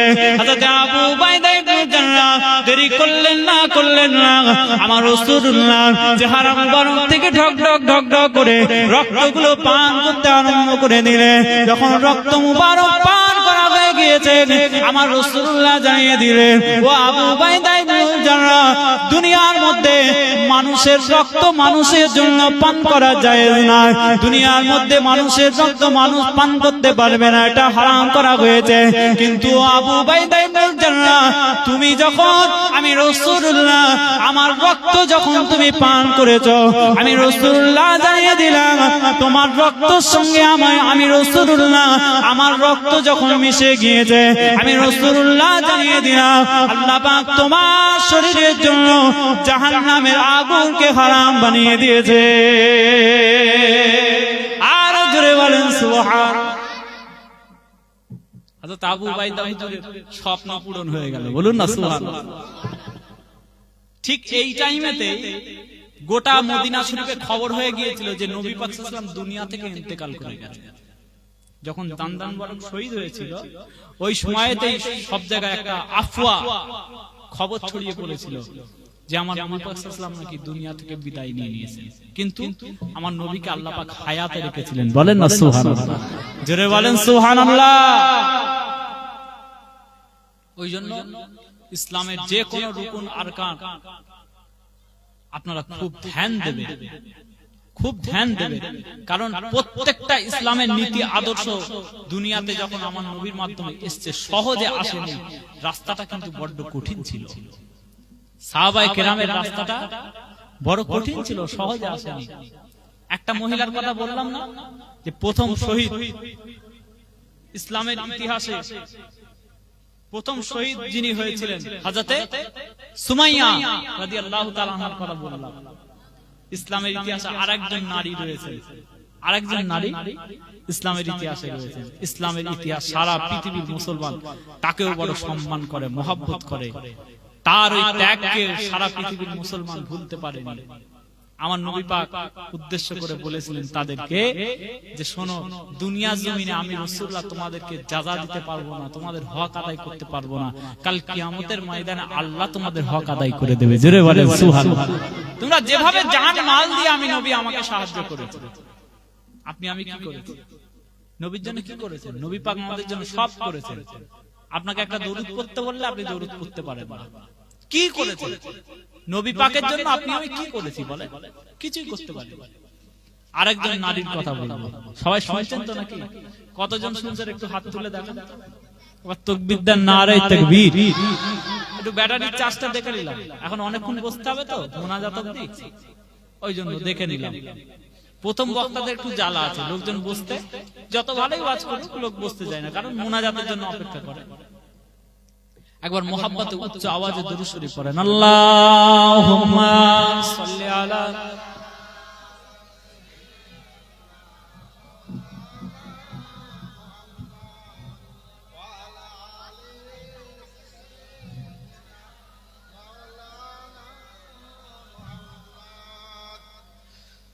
বিরহে দিল পুড়ে ছারখার যে আমার ইয়া রাসূলুল্লাহ, বিরহে দিল পুড়ে ছারখার যে আমার ইয়া রাসূলুল্লাহ, আমার কেউ নেই তুমি ছাড়া সাহারা ইয়া রাসূলুল্লাহ। বলুন না সুবহানাল্লাহ, জোরে বলেন সুবহানাল্লাহ। আমার নবী ছাড়া আমাদের কেউ আছে? দুনিয়াতেও কেউ নেই, আখিরাতেও কেউ নেই। জোরে বলেন সুবহানাল্লাহ। আমার নবীর শাফাআতেই তো আমরা জান্নাতে যাব, বলেন ইনশাআল্লাহ।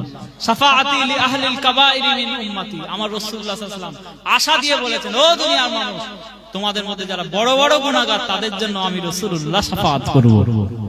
এই আশাতেই তো আমরা। বিরহে দিল পুড়ে ছারখার যে আমার ইয়া রাসূলুল্লাহ, আমার কেউ নেই তুমি ছাড়া সাহারা ইয়া রাসূলুল্লাহ, আমার কেউ নেই তুমি ছাড়া সাহারা ইয়া রাসূলুল্লাহ। কত জনে দেখে তোমায় কলিজা শীতল হয়ে যায়, কত জনে দেখে তোমায় কলিজা শীতল হয়ে যায়, আমাকে দাও না দিদার একবার ইয়া রাসূলুল্লাহ, আমাকে দাও না দিদার একবার ইয়া রাসূলুল্লাহ, আমার কেউ নেই তুমি ছাড়া সাহারা ইয়া রাসূলুল্লাহ, আমার কেউ নেই তুমি ছাড়া সাহারা ইয়া রাসূলুল্লাহ। বিরহে দিল পুড়ে ছারখার যে আমার ইয়া রাসূলুল্লাহ, বিরহে দিল পুড়ে ছারখার যে আমার ইয়া রাসূলুল্লাহ, আমার কেউ নেই তুমি ছাড়া সাহারা ইয়া রাসূলুল্লাহ। শুধু একবার দেখিতে চাই জীবনে আর যে চাওয়া নাই, শুধু একবার দেখিতে চাই জীবনে আর যে চাওয়া নাই, তুমি এই অসহায়েরই সহায় ইয়া রাসূলুল্লাহ, তুমি এই অসহায়েরই সহায় ইয়া রাসূলুল্লাহ, আমার কেউ নেই তুমি ছাড়া সাহারা ইয়া রাসূলুল্লাহ, আমার কেউ নেই তুমি ছাড়া সাহারা ইয়া রাসূলুল্লাহ। বিরহে দিল বেকার জান গোলামের জং ধরা এ প্রাণ, বিরহে দিল বেকার জান গোলামের জং ধরা এ প্রাণ, ওয়ারাফা'না লাকা যিকরাক, ওয়ারাফা'না লাকা যিকরাক, তব শান ইয়া রাসূলুল্লাহ, ওয়ারাফা'না লাকা যিকরাক, তব শান ইয়া রাসূলুল্লাহ, আমার কেউ নেই তুমি ছাড়া সাহারা ইয়া রাসূলুল্লাহ, আমার কেউ নেই তুমি ছাড়া সাহারা ইয়া রাসূলুল্লাহ। বিরহে দিল পুড়ে ছারখার যে আমার ইয়া রাসূলুল্লাহ, বিরহে দিল পুড়ে ছারখার যে আমার ইয়া রাসূলুল্লাহ, আমার কেউ নেই তুমি ছাড়া সাহারা ইয়া রাসূলুল্লাহ, আমার কেউ নেই তুমি ছাড়া সাহারা ইয়া রাসূলুল্লাহ। আল্লাহুম্মা সাল্লি আলা। মোহাব্বতে পড়ে, জোরে জোরে পড়ে।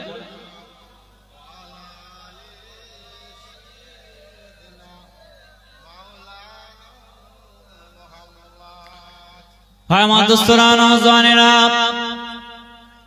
এ নবীর উম্মত উম্মতিরা, আল্লাহ পাক রব্বুল আলামিন আপনার আমার তাকদীরকে কত বড় করলেন, আপনার আমার নসিবকে কত বড় করলেন। আল্লাহ পাক কোরআন শরীফ শরীফের মধ্যে জানিয়ে দিলেন লাকাদ মান্নাল্লাহু আলাল মুমিনিনা ইয বাআসা ফীহিম রাসূলা আমি দুনিয়ার মুমিন মুসলমানদের উপর বড় নিয়ামত দান করেছি দুনিয়ার মুসলমানদের উপর আমি বড় উপকার করেছি দুনিয়ার মুমিন মুসলমানদের জন্য আমি বড় সাহায্য করে দিলাম বড় উপকার করে দিলাম কি দিয়ে উপকার করলাম না না না না তোমাদের কপালে আমি আমার রাসূলুল্লাহ উম্মতের খাতায় তোমাদের নাম লিখিয়ে দিলাম জোরে বলে আল্লাহ পাক জানিয়ে দিলেন লাকাদ মান্নাল্লাহু আলাল মুমিনিনা ইয বাআসা ফীহিম রাসূলা আমি আমার নবীকে তোমাদের কাছে পাঠিয়ে দিয়ে তোমাদের জন্য বড় উপকার করে দিলাম আল্লাহ পাক আরো কোরআন শরীফে জানিয়ে দিয়েছেন লাকাদ জাআকুম রাসূলুম মিন আনফুসিকুম আজিজুন আলাইহি মা আনিতুম হারিসুন আলাইকুম বিল মুমিনিনা রাউফুর রহিম ও দুনিয়ার মুসলমান আমি আমার নবীকে পাঠিয়ে তোমাদের কাছে আমার রাসূল পাঠিয়ে দিলাম যে নবী তোমাদের জন্য কাঁদে যে রাসূলুল্লাহ তোমাদের জন্য বড় মায়া করে যে রাসূলুল্লাহ তোমাদের জন্য বড় কাঁদে বড় দয়া করে দুনিয়ার কোটি কোটি মুসলমানের জন্য যে নবী পাক আল্লাহর দরবারে ক্ষমা চেয়ে নেয় আমার আল্লাহ পাক জানালেন আমার নবী তোমাদের কাছে আমার নবী তোমরা দুনিয়া জমিনে যে প্রান্তে বসবাস করো না কেন তোমরা যদি বড় দুঃখ কষ্টের সঙ্গে বসবাস করো দুনিয়াতে কোনো বন্ধু তোমাদেরকে ধোঁকা দিয়ে দিয়েছে দুনিয়াতে কোনো মানুষ তোমাদেরকে ঠকিয়ে দিয়েছে দুনিয়াতে কেউ তোমাদের উপর অত্যাচার করেছে তোমরা দুঃখ কষ্টের সঙ্গে দুনিয়াতে বসবাস করছো তুমি মনে করো না তুমি একা দুঃখের মধ্যে রয়েছো আমি আল্লাহ পাক জানিয়ে দিলাম আমার হাবিবুল্লাহ আমার রাসূলুল্লাহ তোমাদের জন্য এমন নবী তোমরা ঢিপঢিপের গ্রামে বসে বসে তোমরা দিলের মধ্যে কষ্ট চেপে রাখো শুধু তোমাদের দিলের মধ্যে কষ্ট হয় না তোমরা কষ্ট পেলে মদিনাওয়ালা কামলিওয়ালা আমার রাসূলুল্লাহ গুম্বাদে খাদেরা সবুজ গম্বুজের নিচে শুয়ে শুয়ে তোমাদের জন্য আমার নবী কষ্ট পায় জোরে বলে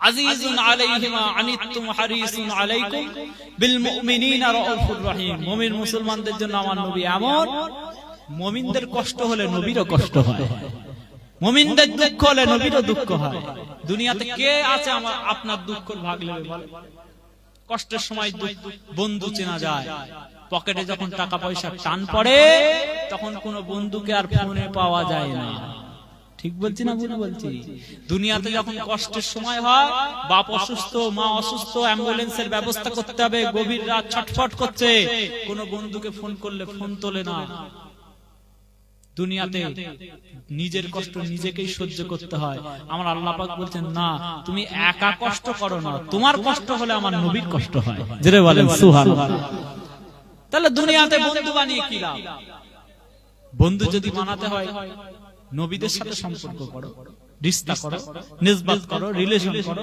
বন্ধু যদি করতে হয় আল্লাহর ওলিদের সাথে থাকো বন্ধু যদি করতে হয় সত্যবাদীদের সাথে থাকো বন্ধু যদি করতে হয় শহীদানদের সাথে থাকো ভাই আমার দোস্তরা নওজওয়ানেরা হে নবীর উম্মত উম্মতিরা আমার আল্লাহ পাক জানিয়ে দিয়েছেন ওয়া মান ইউতিল্লাহ ওয়া রাসূলা ফাউলাইকা মা'আল্লাযীনা আন'আমা আল্লাহু আলাইহিম মিনান নাবিয়্যিনা ওয়াস-সিদ্দীকিনা ওয়াশ-শুহাদা'i ওয়াস-সালিহিনা ওয়া হাসুনা উলাইকা রাফীকা ওয়া মান ইউতিল্লাহ ওয়া রাসূলা ফাউলাইকা মা'আল্লাযীনা আন'আমা আল্লাহু আলাইহিম মিনান নাবিয়্যিনা ওয়াস-সিদ্দীকিনা ওয়াশ-শুহাদা'i ওয়াস-সালিহিনা ওয়া হাসুনা উলাইকা রাফীকা আমার আল্লাহ পাক জানিয়ে দিলেন ও দুনিয়ার মুসলমান যদি ইত্তেবা করতে হয় যদি অনুসরণ করতে হয় যদি পদাঙ্ক অনুকরণ অনুসরণ করতে হয় তাহলে আমার রাসূলুল্লাহর ইত্তেবা করো আল্লাহ স্মরণ করো আমার রাসূলুল্লাহর ইত্তেবা করো তুমি যদি আল্লাহ রাসূলের ইত্তেবা করো অনুসরণ করতে পারো ওয়া ইউতিল্লাহ ওয়া রাসূলা যদি আল্লাহ রাসূলের ইতাআত করতে পারো কাল কিয়ামতের ময়দানে তুমি কাদের সাথে থাকবে মিনান নাবিয়িনা ওয়াস-সিদ্দীকিনা ওয়াশ-শুহাদা আউলিয়াই ওয়াস সালিহিন, কাল কিয়ামতের ময়দানে আমি আল্লাহ পাক চারটি শ্রেণীকে তোমার বন্ধু বানিয়ে দেব। নবীদেরকে তোমার বন্ধু হিসেবে পাঠিয়ে দেব, শহীদদেরকে তোমার বন্ধু হিসেবে পাঠিয়ে দেব, সত্যবাদীদেরকে তোমার বন্ধু হিসেবে পাঠিয়ে দেব। আর আল্লাহর ওলিদেরকে আমি কিয়ামতের ময়দানে তোমাদের বন্ধু বানিয়ে দেব। জোরে বলে ওয়া হাসুনা উলাইকা রাফিকা। আর আমি আল্লাহ জানিয়ে দিচ্ছি এরাই হচ্ছে তোমাদের সবচেয়ে বড় বন্ধু। জোরে বলে দুনিয়ায় বন্ধু পাতিয়ে লাভ নেই। আল্লাহ বলে দিচ্ছে তোমাদের বন্ধু কারা? নবীরা তোমাদের বন্ধু। জোরে বলেন সুবহানাল্লাহ। সিদ্দিকরা, সত্যবাদীরা তোমাদের বন্ধু। শহীদানরা, আল্লাহর জন্য যারা জান দিয়ে দিয়েছে, জীবনকে উৎসর্গ করেছে, তারা তোমাদের বন্ধু। ওয়াস সালিহিন, এবং আল্লাহর ওলিরা, নেককাররা। ইহদিনাস সিরাতাল মুস্তাকিম সিরাতাল্লাযিনা আন'আমতা আলাইহিম। আল্লাহ আমাদেরকে ওই রাস্তা দেখাও যে রাস্তায় আপনার নিয়ামতওয়ালা নিয়ামতপূর্ণ বান্দাগুলো চলে গেছে। জোরে বলেন সুবহানাল্লাহ। এই সালেহিনরা তোমাদের বন্ধু, এদের রাস্তা অনুসরণ করো, আমার আল্লাহ পাক বলছেন। তাহলে দুনিয়াতে বন্ধু পাতি সম্পর্ক করতে হয়, নিসবাত করতে হয়, মুনাসিবাত করতে হয়, নবীর সাথে করো, তাতে লাভ আছে। ভাই আমাদের সোনার জানেরা, এ নবীর উম্মত উম্মতিরা, নবীর সাথে সম্পর্ক করে কি লাভ হবে? নবী পাককে ওসিলা হিসেবে মেনে কি লাভ হবে? দুনিয়ার জমিনে কিছু আলেম উলামারা, দুনিয়ার জমিনে ইন্টারনেটে ফেসবুকের মধ্যে কিছু আলেম বক্তব্য দিয়ে আমার রাসূলুল্লাহর বিরুদ্ধে মানুষের দিলের মধ্যে বিষ ছড়িয়ে থাকে।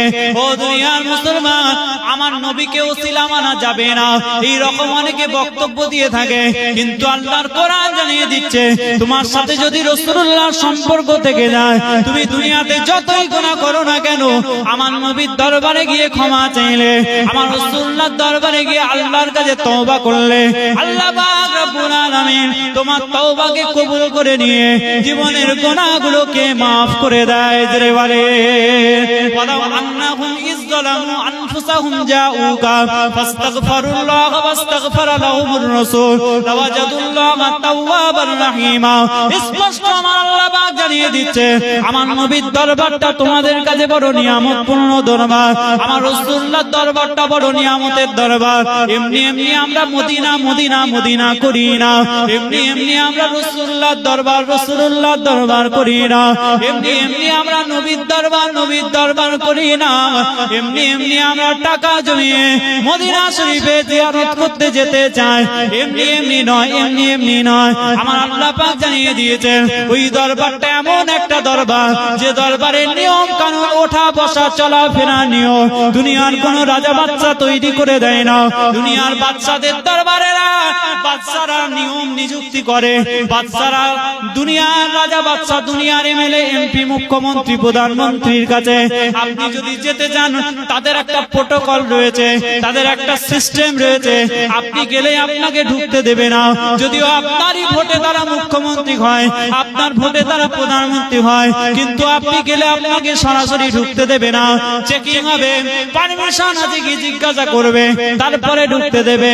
তাহলে দুনিয়ার এমএলএ এমপি, দুনিয়ার মন্ত্রীর ঘরে যে কিভাবে ঢুকবে মন্ত্রী নিজে ঠিক করে দেয়, কিন্তু আমার রাসূলুল্লাহর দরবার এমন একটা দরবার, এই দরবারের নিয়ম কানুন দুনিয়ার কোন মিনিস্টার ঠিক করে দেয় না, দুনিয়ার কোন মন্ত্রী ঠিক করে দেয় না। আমার আল্লাহ পাক কোরআন শরীফে জানিয়ে দিয়েছেন লা তারফাউ আসওয়াতাকুম ফাওকা সাওতিন নবী ওয়া লা তাজহারু লাহু বিল কওলি কাজহারি বা'দিকুম লিবা'দিন আন তাহবাতা আমালুকুম ওয়া আনতুম লা তাশউরুন। আমার রাসূলুল্লাহর দরবারটা এমন একটা স্পেশাল দরবার, এই দরবারের নিয়ম কানুন স্বয়ং আমি আল্লাহ ঠিক করে দিয়েছি। জোরে বলে লা তারফাউ আসওয়াতাকুম ফাওকা সাওতিন নবী। তোমরা যখন নবীর দরবারে যাবে বিয়াদবি করবে না, তোমাদের গলার আওয়াজটা রাসূলুল্লাহর দরবারে যেন উঁচু না হয়। মদিনা শরীফে গিয়ে ঘরে যেমন বউয়ের সাথে ঝগড়া করো, মদিনা শরীফে ঝগড়া করবে। মদিনা শরীফে ঘরে যেমন এলাকার লোকের সাথে ঝগড়া করো, মদিনা শরীফে যে ঝগড়া করবে। ওয়ালা তাজহারু লাহু বিল কওলি কাজহারি বা'দিকুম লিবা'দিন। আল্লাহর কোরআন বলছে, বানোয়াটি কথা বলছি না। আল্লাহ বলছে তোমরা যেমন নিজেদের মধ্যে গন্ডগোল করো, নবীর দরবারে গিয়ে করতে যেও না। আন তাহবাতা আমালুকুম ওয়া আনতুম লা তাশউরুন। যদি করো ওয়া আনতুম লা তাশউরুন, তোমরা বুঝতেই পারবে না আমি আল্লাহ তোমাদের সারা জীবনের সমস্ত আমলগুলোকে জিরো করে দেব। জোরে বলবেন না সুবহানাল্লাহ? আরেকটু আওয়াজ দিয়ে বলবেন না সুবহানাল্লাহ? নবীর দরবারের ইজ্জত কে দিচ্ছে? নিয়ম কানুন কে তৈরি করে দিচ্ছে? এই আয়াত যখন থেকে নাজিল হলো, হযরত ওমর ফারুক হুজুর নবীর দরবারে আসছে, কথা বলছে কিন্তু কথার আওয়াজ শোনা যায় না। হযরত আবু বকর হুজুর কথা বলছেন, কথার আওয়াজ শোনা যায় না।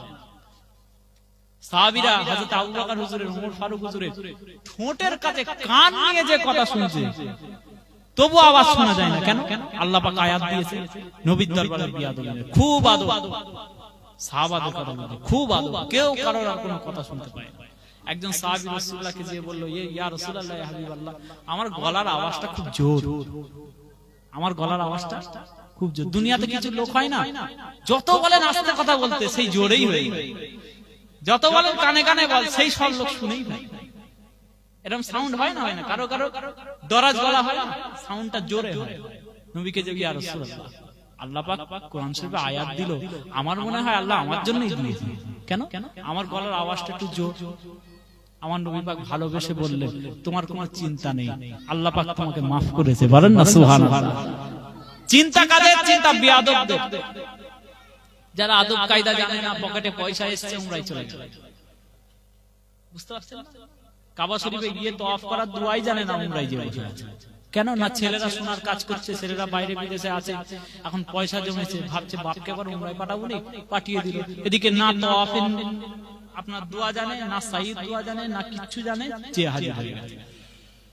এবার সে মূর্খ, সে গামার, কিচ্ছু জানে না, সে তো নবীর দরবারে যে নিজের খেল তামাশার মতো চলাফেরা, নিজের যেমন ইচ্ছা চলাফেরা করবে না। ওই জন্য বলি খুব আদব। পকেটে পয়সা এলে হজে যাব, পকেটে পয়সা এলে উমরায় যাব না, নবীর দরবারে যেতে গেলে খুব খেয়াল করে চলতে হবে। খুব যখন জানবেন যে আমার দিলের মধ্যে, অন্তরের মধ্যে আমার রাসূলুল্লাহর প্রতি পর্যাপ্ত পরিমাণ প্রেম, ভালোবাসা, পর্যাপ্ত পরিমাণ মুহাব্বত, আদব আমি দিলের মধ্যে গ্রহণ করতে পেরেছি, তখনই মদিনা শরীফে যাবেন।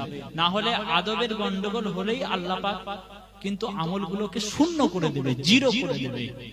আল্লাহ পাক আমাদেরকে হেফাজত করেন। বলেন আল্লাহুম্মা আমিন। জোরে বলেন আল্লাহুম্মা আমিন। যাই হোক, অনেক দূর চলে আসলাম। একটা কথা বলে দিই, নবী পাক সাল্লাল্লাহু আলাইহি ওয়াসাল্লামের দরবারে এই যে আয়াতটা পড়লাম, এই আয়াতটা নাজিল হয়েছে যখন, ওই তওবা কবুলের আয়াত। একজন গুনাহগার আরবের বেদুইন মানুষ বেচারি নবী পাক সাল্লাল্লাহু আলাইহি ওয়াসাল্লামের রওজা শরীফে যে আল্লাহর দরবারে হাত তুলেছে, আল্লাহ আপনি তো বলেছেন নবীর দরবারে এলে নাকি গুনাহ মাফ হয়, তওবা কবুল হয়। আমি দুনিয়ার কারোর কাছে যাইনি, কোনো এমপি এমএলএ মিনিস্টারের কাছে যাইনি, আমি রাসূলুল্লাহর কাছে এসেছি, আল্লাহ মাফ করে দেন। খুব কান্নাকাটি করছে। আমার নবী পাকের ইন্তেকালের পরে একজন সাহাবী পাশেই বসেছিলেন মসজিদে নববী শরীফে, সে দেখছে লোকটা খুব কান্নাকাটি করে আল্লাহর কাছে বলছে, আল্লাহ জীবনের গুনাহগুলোকে মাফ করে দেন, আপনার নবীর দরবারে এসেছি। বলে বলে দোয়া চেয়ে বেরিয়ে গেছে।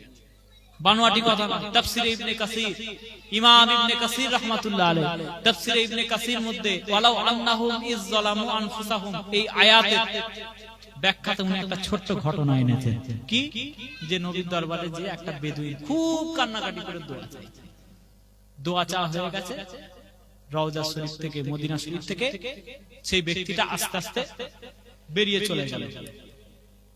বেরিয়ে যখন চলে যাচ্ছে, বেরিয়ে যাওয়ার সাথে সাথে হযরত উতবা রাদিয়াল্লাহু তাআলা আনহু, আমার নবীর সাহাবী, ভিতরে বসে বসে দৃশ্যটা দেখেছিলেন। তিনি বলছেন, আমার চোখে ঘুম চলে এলো, আমি ঘুমিয়ে পড়লাম, চোখটা মোজার সাথে সাথে দেখি আমার সামনে আল্লাহর নবী, দিন দুনিয়ার বাদশা দাঁড়িয়ে আছে। জোরে বলেন সুবহানাল্লাহ। যখন রাসূলুল্লাহকে দেখতে পেলাম, আমি ভাবছি কি এমন বলবে আমার নবী পাক আমাকে। তখন দেখছি আমার রাসূলুল্লাহ সাল্লাল্লাহু আলাইহি ওয়াসাল্লাম আমাকে বলছে, ও বাবা উতবি, কিছুক্ষণ আগেতে আমি রাসূলুল্লাহ আমার দরবারে একজন আরবের বেদুইন গুনাহগার মানুষ এসে আল্লাহর দরবারে ক্ষমা চেয়েছিল, তুমি কি তাকে দেখেছো? ইয়া রাসূলুল্লাহ, হ্যাঁ দেখেছি, আমার সামনেই তো ক্ষমা চাইছে। আমার নবী বলছেন, ও বাবা উতবি, যখন বাইরে ওই লোকটার সাথে যদি কোনোদিন দেখা হয়, ওই লোকটাকে জানিয়ে দেবে আল্লাহ নবী, আল্লাহ রাসূল সাল্লাল্লাহু আলাইহি ওয়াসাল্লাম বলেছেন, আমাকে স্বপ্নে দেখিয়েছেন, নবীর দরবারে এসে তওবা করার কারণে জীবনের তওবাকে আল্লাহ কবুল করে গুনাহকে maaf করে দিয়েছে। জোরে বলেন সুবহানাল্লাহ। সেদিন নবীর ইন্তেকালের পরে যদি একজন ব্যক্তি গিয়ে গুনাহ মাফের কথা বলে গুনাহ মাফ হতে পারে, আপনি আমি তো রাসূলুল্লাহর উম্মত, আপনি আমি যদি যে গুনাহ মাফের কথা বলি, আল্লাহ কি শুনবে না? জোরে বলেন। কিন্তু শর্ত আছে, ওয়াস্তাগফারা লাহুমুর রাসূল, আপনাকেও ক্ষমা চাইতে হবে, আর আমার নবীকেও আল্লাহর দরবারে বলতে হবে, আল্লাহ অমুক হচ্ছে আমার উম্মত, অমুক হচ্ছে আমার উম্মত, খুব কান্নাকাটি করছে বেচারা, খুব তওবা করছে, আল্লাহ আপনি কবুল করে নেন। নবী পাক যদি এতটুকু বলে দেয়, আল্লাহ কবুল করে নেবে। জোরে বলেন সুবহানাল্লাহ। বিশ্বাস আছে তো নাকি রাসূলুল্লাহ হায়াতুন নবী? বিশ্বাস আছে না নেই? বিশ্বাস আছে তো? আল আমবিয়া ওয়া আহইয়াউ ফি কুবুরিহিম ইউসাল্লুন, আমার নবীরা তারা হচ্ছে কবরের মধ্যে জিন্দা, শুধু জিন্দা নয়, তারা তাদের কবরের মধ্যে দাঁড়িয়ে দাঁড়িয়ে নামাজও পড়ে থাকে। জোরে বলেন সুবহানাল্লাহ। মেরাজ শরীফের রাত্রিতে আমার নবী পাক সাল্লাল্লাহু আলাইহি ওয়াসাল্লাম দেখেছিলেন যে মেরাজ শরীফের রাত্রিতে একজন আমার রাসূল সাল্লাল্লাহু আলাইহি ওয়াসাল্লাম যখন আসমানে উড়ে উড়ে যাচ্ছিলেন, দেখলেন একটা ছোট্ট কবরের পাশ দিয়ে যাচ্ছে।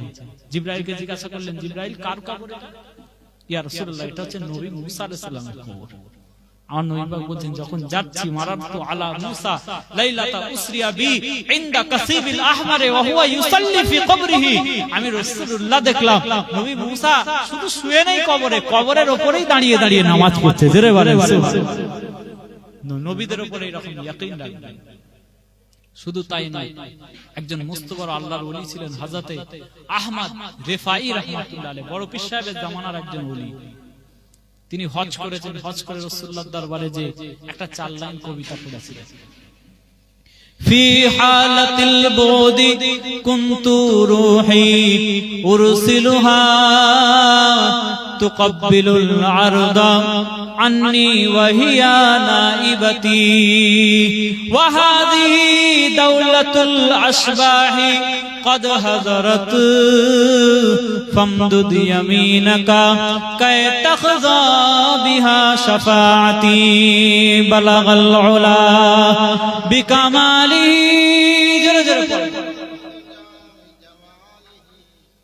حسنت جميع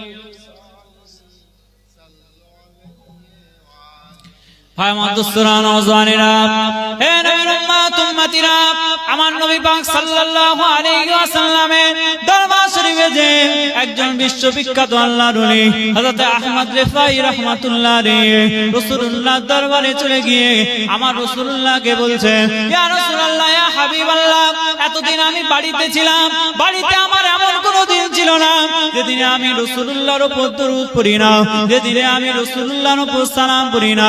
ইয়া রাসূলুল্লাহ, ইয়া হাবিবাল্লাহ, আল্লাহ পাক আমার তাকদীর করে দিলেন, আজকে আমি আমার রাসূলুল্লাহর দরবারে হাজির হয়ে গিয়েছি, হজ সম্পূর্ণ হয়ে গেল, আমি আমার রাসূলুল্লাহর দরবারে হাজির হয়ে গেলাম।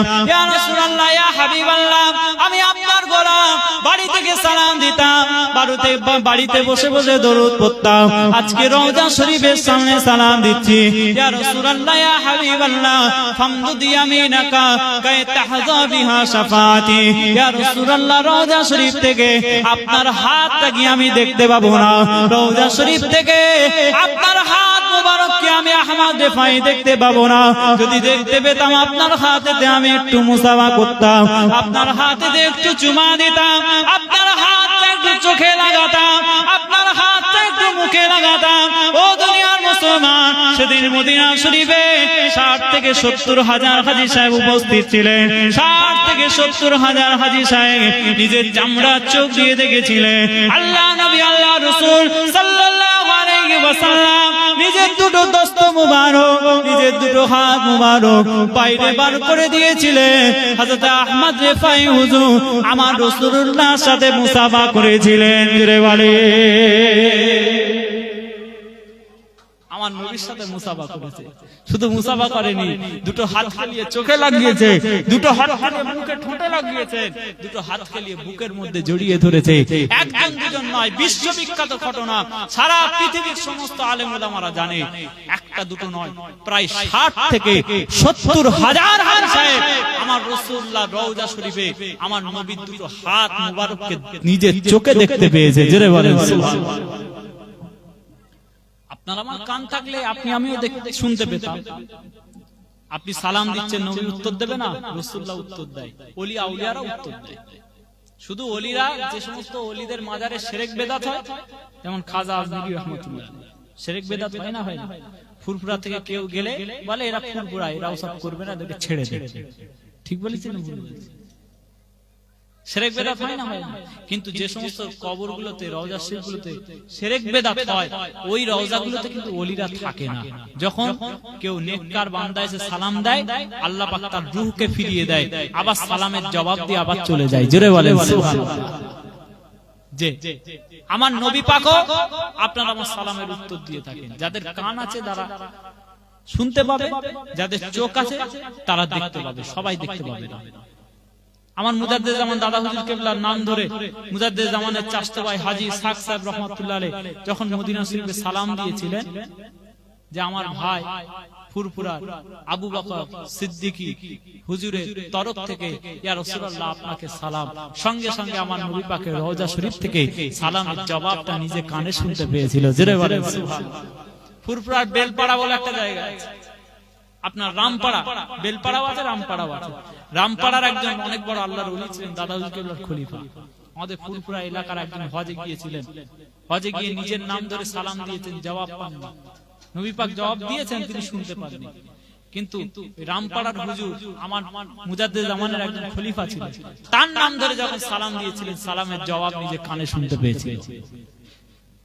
সুতরাং আপনি শুনতে পান না বলে নবীরা নেই, নবী শেষ হয়ে গেছে, নবী চলে গেছে, শেষ হয়ে গেছে, এইসব কথা বলা হচ্ছে বিয়াদবি। কি এগুলো? কি বিয়াদবি? এটা হাদিসের খেলাফ, আহলে সুন্নাত ওয়াল জামাতের আকীদার খেলাফ। আল্লাহ পাক যেন আমাদেরকে হেফাজত করেন। বলেন আল্লাহুম্মা আমিন। জোরে বলেন আল্লাহুম্মা আমিন। শেষ কথা, আমি একটা কথা বলবো বলেছিলাম, শেষ কথা। ইসলামে একজন নারী, যেই নারী এমন ত্যাগ স্বীকার করেছিলেন, এমন ত্যাগ স্বীকার করেছিলেন, আল্লাহ নবী আল্লাহ রাসূল সাল্লাল্লাহু আলাইহি ওয়াসাল্লাম তার উপর খুশি হয়েছিলেন। যখন হিজরতের রাত্রি হলো, আমার নবী পাক সাল্লাল্লাহু আলাইহি ওয়াসাল্লাম যখন নিজের ঘর থেকে বাইরে বেরোবেন, কাফেররা চতুর্দিক থেকে ঘিরে আছে।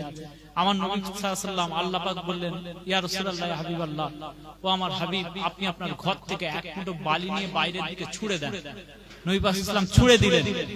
কাফেরদের মাঝখান থেকে নবী পাক বেরিয়ে চলে গেলেন, তারা কিছুই বুঝতে পারলো না। বলুন না সুবহানাল্লাহ। নবী পাক সাল্লাল্লাহু আলাইহি ওয়াসাল্লাম বললেন আমার ঘরের মধ্যে, ও আলী, আমার ঘরে আমার জায়গাটায় লম্বা হয়ে শুয়ে থাকো, চুপচাপ বালিশে মাথা দিয়ে সুন্দর করে চুপচাপ শুয়ে থাকবে, নড়বে না, চড়বে না। আস্তে আস্তে সকাল হচ্ছে, কাফেররা বলছে, ভাবছে নবী পাক বেরোয় না কেন। আসলে ওরা দেখতে পায়নি। কাফেররা ঘরের দরজা ভেঙে ঘরে ঢুকে দেখে একজন শুয়ে আছে। এবার কাফেররা যদি তলোয়ার নিয়ে যে শুয়ে আছে তার উপরই কোপ মেরে দিত, কার গলায় কোপ যেত বলে? হযরত আলী হুজুরের গলায়। কিন্তু হযরত আলী হুজুর তোয়াক্কা করেনি, যে নবী পাক বলেছে শুয়ে থাকতে, শুয়ে থাকবে। কোপ মারুক কি যাই করুক, আমাকে হত্যা করুক, ওসব জানি না। রাসূলুল্লাহ বলেছে ঘুমাতে, চুপচাপ ঘুমাচ্ছে। মুহাম্মদ কোথায় গেল? তুমি শুয়ে আছো, আমি জানি না। নবী পাক সাল্লাল্লাহু আলাইহি ওয়াসাল্লাম নিজের রাস্তায় বেরিয়ে গেছে। আবু জেহেল রেগে টকবক টকবক করছে। কোথায়? আমার নবী পাক সাল্লাল্লাহু আলাইহি ওয়াসাল্লামের ঘর থেকে বেরিয়ে গিয়ে আবু বকর হুজুরের ঘরে চলে গেল। আবু বকর হুজুরের ঘরে গিয়ে ঠকঠক করছে, আবু বকর, বাড়িতে কেউ নেই। ছোট্ট একটা মেয়ে হযরত আসমা বিনতে আবু বকর রাদিয়াল্লাহু তাআলা আনহা, ফুটফুটে মেয়েটা দরজা খুলে বলছে, কি বলছেন বলেন? আবু বকর কোথায় গেল? তোমার বাপ কো? মুহাম্মদ সাল্লাল্লাহু আলাইহি ওয়াসাল্লামকে নিয়ে কোথায় বেরিয়ে গেল, কোথায় চলে গেল? ঠিকানাটা বলো, আমরা গিয়ে গ্রেফতার করব, আমরা গিয়ে হত্যা করব, জানেন? হযরত আসমা রাদিয়াল্লাহু তাআলা আনহা বলছে, আমরা জানি না, বলতে পারবো না। আমার নবী কোথায় গেছে আমি জানি না, আমার আব্বাজান কোথায় গেছে আমি জানি না। এক থাপ্পড় মেরেছে টেনে। হযরত আসমা বিনতে আবু বকর রাদিয়াল্লাহু তাআলা আনহার কানের দুলটা কান থেকে ছিঁড়ে পড়ে গেছে, মাটিতে শুয়ে পড়েছেন। দরজাটা বন্ধ করে আবু জেহেল দৌড় দিয়েছে, চলে গেছে। কিছুক্ষণ পরে আসমা রাদিয়াল্লাহু তাআলা আনহা জানতে পারলেন যে আল্লাহ নবী আল্লাহ রাসূল সাল্লাল্লাহু আলাইহি ওয়াসাল্লামকে নিয়ে তার আব্বাজান হিজরতের পথেতে রওনা দিয়েছে। বলেন না সুবহানাল্লাহ। তার আগে সত্যি তিনি জানতেন না। এবারে কি হবে? হযরত আসমা রাদিয়াল্লাহু তাআলা আনহা সুন্দর করে নাস্তা তৈরি করতে বসেছেন। গভীর রাত হয়ে যাবে, অন্ধকার রাতেতে টুকটুক টুকটুক করে গিয়ে রাসূলুল্লাহ সাল্লাল্লাহু আলাইহি ওয়াসাল্লামের কাছে গিয়ে এই নাস্তাটা দিয়ে আসবো, নবী পাক তৃপ্তি করে নাস্তা করবে। জোরে বলেন সুবহানাল্লাহ। ফারমা দোস্তরা নওজওয়ানেরা, হে নবীর উম্মত উম্মতিরা, হযরত আসমা রাদিয়াল্লাহু তাআলা আনহা সুন্দর করে নাস্তা তৈরি করলেন। নাস্তা তৈরি করে নিয়ে নিজের কন্যা দিয়ে পুটলি করে বেঁধে নিয়ে গভীর রজনীর মধ্যে হিজরতের রাত্রিতে হযরত আসমা রাদিয়াল্লাহু তাআলা আনহা সুন্দর করে আমার রাসূলুল্লাহর জন্য প্যাকিং করে নিয়ে অন্ধকার রজনীর মধ্যে পাথরের রাস্তা, পাহাড়ের রাস্তা বেয়ে একবার ওই পাথরে ঠক্কর মারে, আরেকবার আরেক পাথরে ঠক্কর মারে। গভীর অন্ধকারের মধ্যে একটা একটা করে পাহাড়ের ঢিবি টপকাতে আরম্ভ করে। হযরত আসমা রাদিয়াল্লাহু তাআলা আনহা আমার রাসূলুল্লাহর কাছে গিয়ে গুহার মধ্যে গিয়ে আমার রাসূলুল্লাহর কাছে নাস্তা দিয়ে দেয়। আল্লাহ নবী আল্লাহ রাসূল সাল্লাল্লাহু আলাইহি ওয়াসাল্লাম বন্ধু আবু বকর সিদ্দিক হুজুরকে নিয়ে নাস্তা করতে আরম্ভ করে। নাস্তা কমপ্লিট হয়ে যায়। হযরত আসমা রাদিয়াল্লাহু তাআলা আনহা নাস্তার জায়গাটা নিয়ে আবার বাড়ির দিকে রওনা হয়ে যায়। পরের দিন আবার নাস্তা নিয়ে আসে। তৃতীয় দিন 3 নম্বর রাত্রিতে আবারও নাস্তা নিয়ে আমার রাসূলুল্লাহর জন্য হাজির হয়ে যায়। আল্লাহ নবী আল্লাহ রাসূল সাল্লাল্লাহু আলাইহি ওয়াসাল্লাম হযরত আসমা রাদিয়াল্লাহু তাআলা আনহার চেহারা মুবারকটা দেখে আমার রাসূলুল্লাহ তৃতীয় দিন রাত্রি 3 নম্বর রাত্রিতে আমার রাসূলুল্লাহ বললেন, ও বিটি আসমা, তোমার কি হয়েছে, কি হয়েছে? তোমার চেহারাটা এত মলিন লাগছে কেন? তোমার চেহারাটা এত দুঃখ ভরাক্রান্ত লাগছে কেন? তোমার কপালটা কেটে গিয়েছে কেন? তোমার কপাল থেকে রক্ত বেরোচ্ছে কেন? হযরত আসমা রাদিয়াল্লাহু তাআলা আনহা বলতে আরম্ভ করেছে, ইয়া রাসূলুল্লাহ, ইয়া হাবিবাল্লাহ, আপনার কাছ থেকে নাস্তা দিয়ে আমি যখন বাড়িতে ফিরছিলাম সেই সময় ভোর হয়ে গেল। আপনার কাছে নাস্তাটা দিয়ে আমি যখন বাড়িতে ফিরছিলাম তখন দেখতে পেলাম ভোর হয়ে গেল। রাস্তার মধ্যে আবু জেহেল আমাকে ধরে ফেলেছিল। আবু জেহেল আমাকে ধরে বলেছে, নিশ্চয়ই তুমি মুহাম্মদুর রাসূলুল্লাহর কাছ থেকে ফিরছো, আমাদেরকে বলো বলো বলো মুহাম্মদ কোথায় রয়েছে? আমি আবু জেহেল এক্ষুনি গিয়ে মুহাম্মদকে হত্যা করব, মুহাম্মদকে গ্রেফতার করব। বলে দাও বলে দাও মুহাম্মদ কোথায় রয়েছে? হযরত আসমা হুজুর বলতে জানলা থাপ্পড় মেরেছে গালের মধ্যে। হযরত ছোট্ট আসমা বিনতে আবু বকর রাদিয়াল্লাহু তাআলা আনহা পাথরের মধ্যে হোঁচট খেয়ে পড়ে গেলেন। মাথার মধ্যে কপালের মধ্যে পাথর মুবারকটা লেগে কপাল থেকে টকটক করে রক্ত বেরোচ্ছে, কপাল থেকে গলগল করে রক্ত বেরোতে আরম্ভ করেছে। চুলের মুঠিটা ধরে হযরত আসমা রাদিয়াল্লাহু তাআলা আনহাকে আবু জেহেল আবারও দাঁড় করিয়েছে। ও আবু বকরের বেটি আসমা, আজকে বলে দে মুহাম্মদ কোথায় রয়েছে, তাহলে তোকে ছেড়ে দেব। তুই যদি না বলে দিস আজকে এই মুহূর্তে তোর জানে তোকে মেরে দেব। হযরত আসমা রাদিয়াল্লাহু তাআলা আনহা চিৎকার করে আবু জেহেলকে বলতে আরম্ভ করেছে, ওই আবু জেহেল কমবক্তা শুনেরা, তুই যদি আমার জানও নিয়ে নিস আমি আসমা আমার রাসূলুল্লাহর ঠিকানা বলতে পারবো না। জোরে বলে আরেকটু জোরে বলা যাবে না সুবহানাল্লাহ? আরেকটু কলিজা দিয়ে বলা যাবে না সুবহানাল্লাহ? নারায়ে তাকবীর। এইটা সেই জাত, আমরা সেই মুসলমানদের উত্তরসূরি, আমরা হযরত আসমার উত্তরসূরি, আমরা হযরত সুমাইয়ার উত্তরসূরি, আমরা হযরত খালিদ বিন ওয়ালিদের উত্তরসূরি, আমরা হযরত হুযায়ফার উত্তরসূরি, আমরা হযরত আব্দুল্লাহ ইবনে জুবায়েরের উত্তরসূরি, আমরা হযরত আব্দুল্লাহ ইবনে আব্বাসের উত্তরসূরি, আমরা হযরত আলীর উত্তরসূরি। কথা বুঝতে পেরেছেন? মুসলমানরা সব জিনিসে ভয় খায় না কেন বলেন তো? এদের ব্লাডে নেই ভয় খাওয়াটা। মুসলমানরা নামাজ না পড়তে পারে, রোজা না রাখতে পারে, এরা দোষ করেছে, গুনাহ করেছে, আল্লাহর কাছে ক্ষমা চাইতে হবে, তওবা করতে হবে। কিন্তু মুসলমানরা দুনিয়ার কোন শাসনকে ভয় পায় না। কেন ভয় পায় না? কারণ এরা হচ্ছে হযরত আবু বকর সিদ্দিকের উত্তরসূরি, ওমর ফারুক হুজুরের উত্তরসূরি। জোরে বলেন সুবহানাল্লাহ। ওই জন্য তোমরা এনআরসি করো, আইএসআইআর করো, পাকিস্তানে চলে যা বলো, বাংলাদেশে চলে যা বলো, তোমাদের কথা আমরা থোড়াই কেয়ার করি, থোড়াই পাত্তা দিই তোমাদের। কেউ পাত্তা দিই না, দেবেন না। ইমানদার ইমানদারের মতো দুনিয়াতে সিংহের মতো বসবাস করবে। একদিন দুদিন হলেও আল্লাহ পাক যেন সিংহের মতো বসবাস করার তৌফিক দেয়। মিনমিন মিনমিন করে ভিজে বিড়ালের মতো কুকুরের মতো বসবাস করার দরকার নেই, আমরা চাই না। একদিন বসবাস করব, শহীদ হয়ে যাব, জান চলে যাবে, রাসূলুল্লাহর কদমে কুরবান হয়ে যাব। এই রকম নীতি আদর্শ নিয়ে দুনিয়াতে বসবাস করতে হবে। তবে তো কবরে শরীরটা টাটকা থাকবে, তবে তো কবরের মাটিটা শরীরটা খাবে না। নবীর কদমে, নবী পাকের মহব্বতে যারা জীবন দিয়ে দেয়, কবরে তারা জিন্দা থাকে। আমরা দুনিয়াতেও জিন্দা, আমরা কবরেও জিন্দা। বলুন না সুবহানাল্লাহ। মুমিন মুসলমান দুনিয়াতেও জিন্দা, মুমিন মুসলমান কবরেও জিন্দা। আমাদের বিশ্বাস এটা, আমাদের বিশ্বাস আল্লাহ পাক যেন আমাদেরকে শহীদি মরণ দান করে। বলেন আল্লাহুম্মা আমিন। জোরে বলেন আল্লাহুম্মা আমিন, উচ্চ আওয়াজে বলেন আল্লাহুম্মা আমিন। আল্লাহ পাক যেন আমাদেরকে শহীদি দরজা দান করে। এইভাবে দুনিয়াতে বেঁচে থাকবেন, এইভাবে জীবন যাপন করবেন, মিনমিন মিনমিন করবেন না। সৎ সাহস নিয়ে দুনিয়ায় চলবেন, সৎ শাসকের পক্ষে থাকবেন। মাশাআল্লাহ, আমার প্রিয় ভাইজান হযরত মাওলানা শাহনাজ মন্ডল সাহেব তিনি চলে এসেছেন। বলেন আলহামদুলিল্লাহ। তাকবীর দেন, নারায়ে তাকবীর। এই আওয়াজ হলো, আরেকটু তাকবীর দেন, নারায়ে তাকবীর। আরেকটু মুহাব্বতে আওয়াজ দেন, নারায়ে তাকবীর, নারায়ে তাকবীর।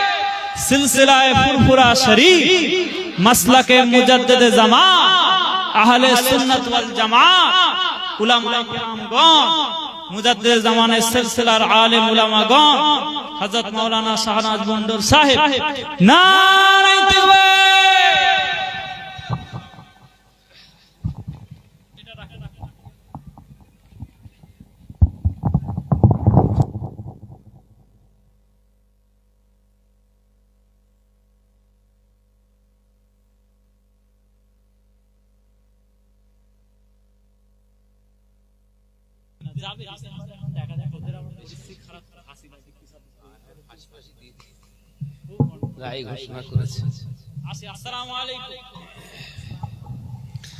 তাকবীর দেন, নারে তাকবীর। সব ঘুমিয়ে পড়বে নাকি রে বাবা? উচ্চ আওয়াজে নারে তাকবীর। জোরে বলেন নারে তাকবীর। জনাব ভাইজান হুজুর কিবলা, জনাব ভাইজান হুজুর কিবলা, সিলসিলা হক মুজাদ্দিদুজ জামান, নারে তাকবীর।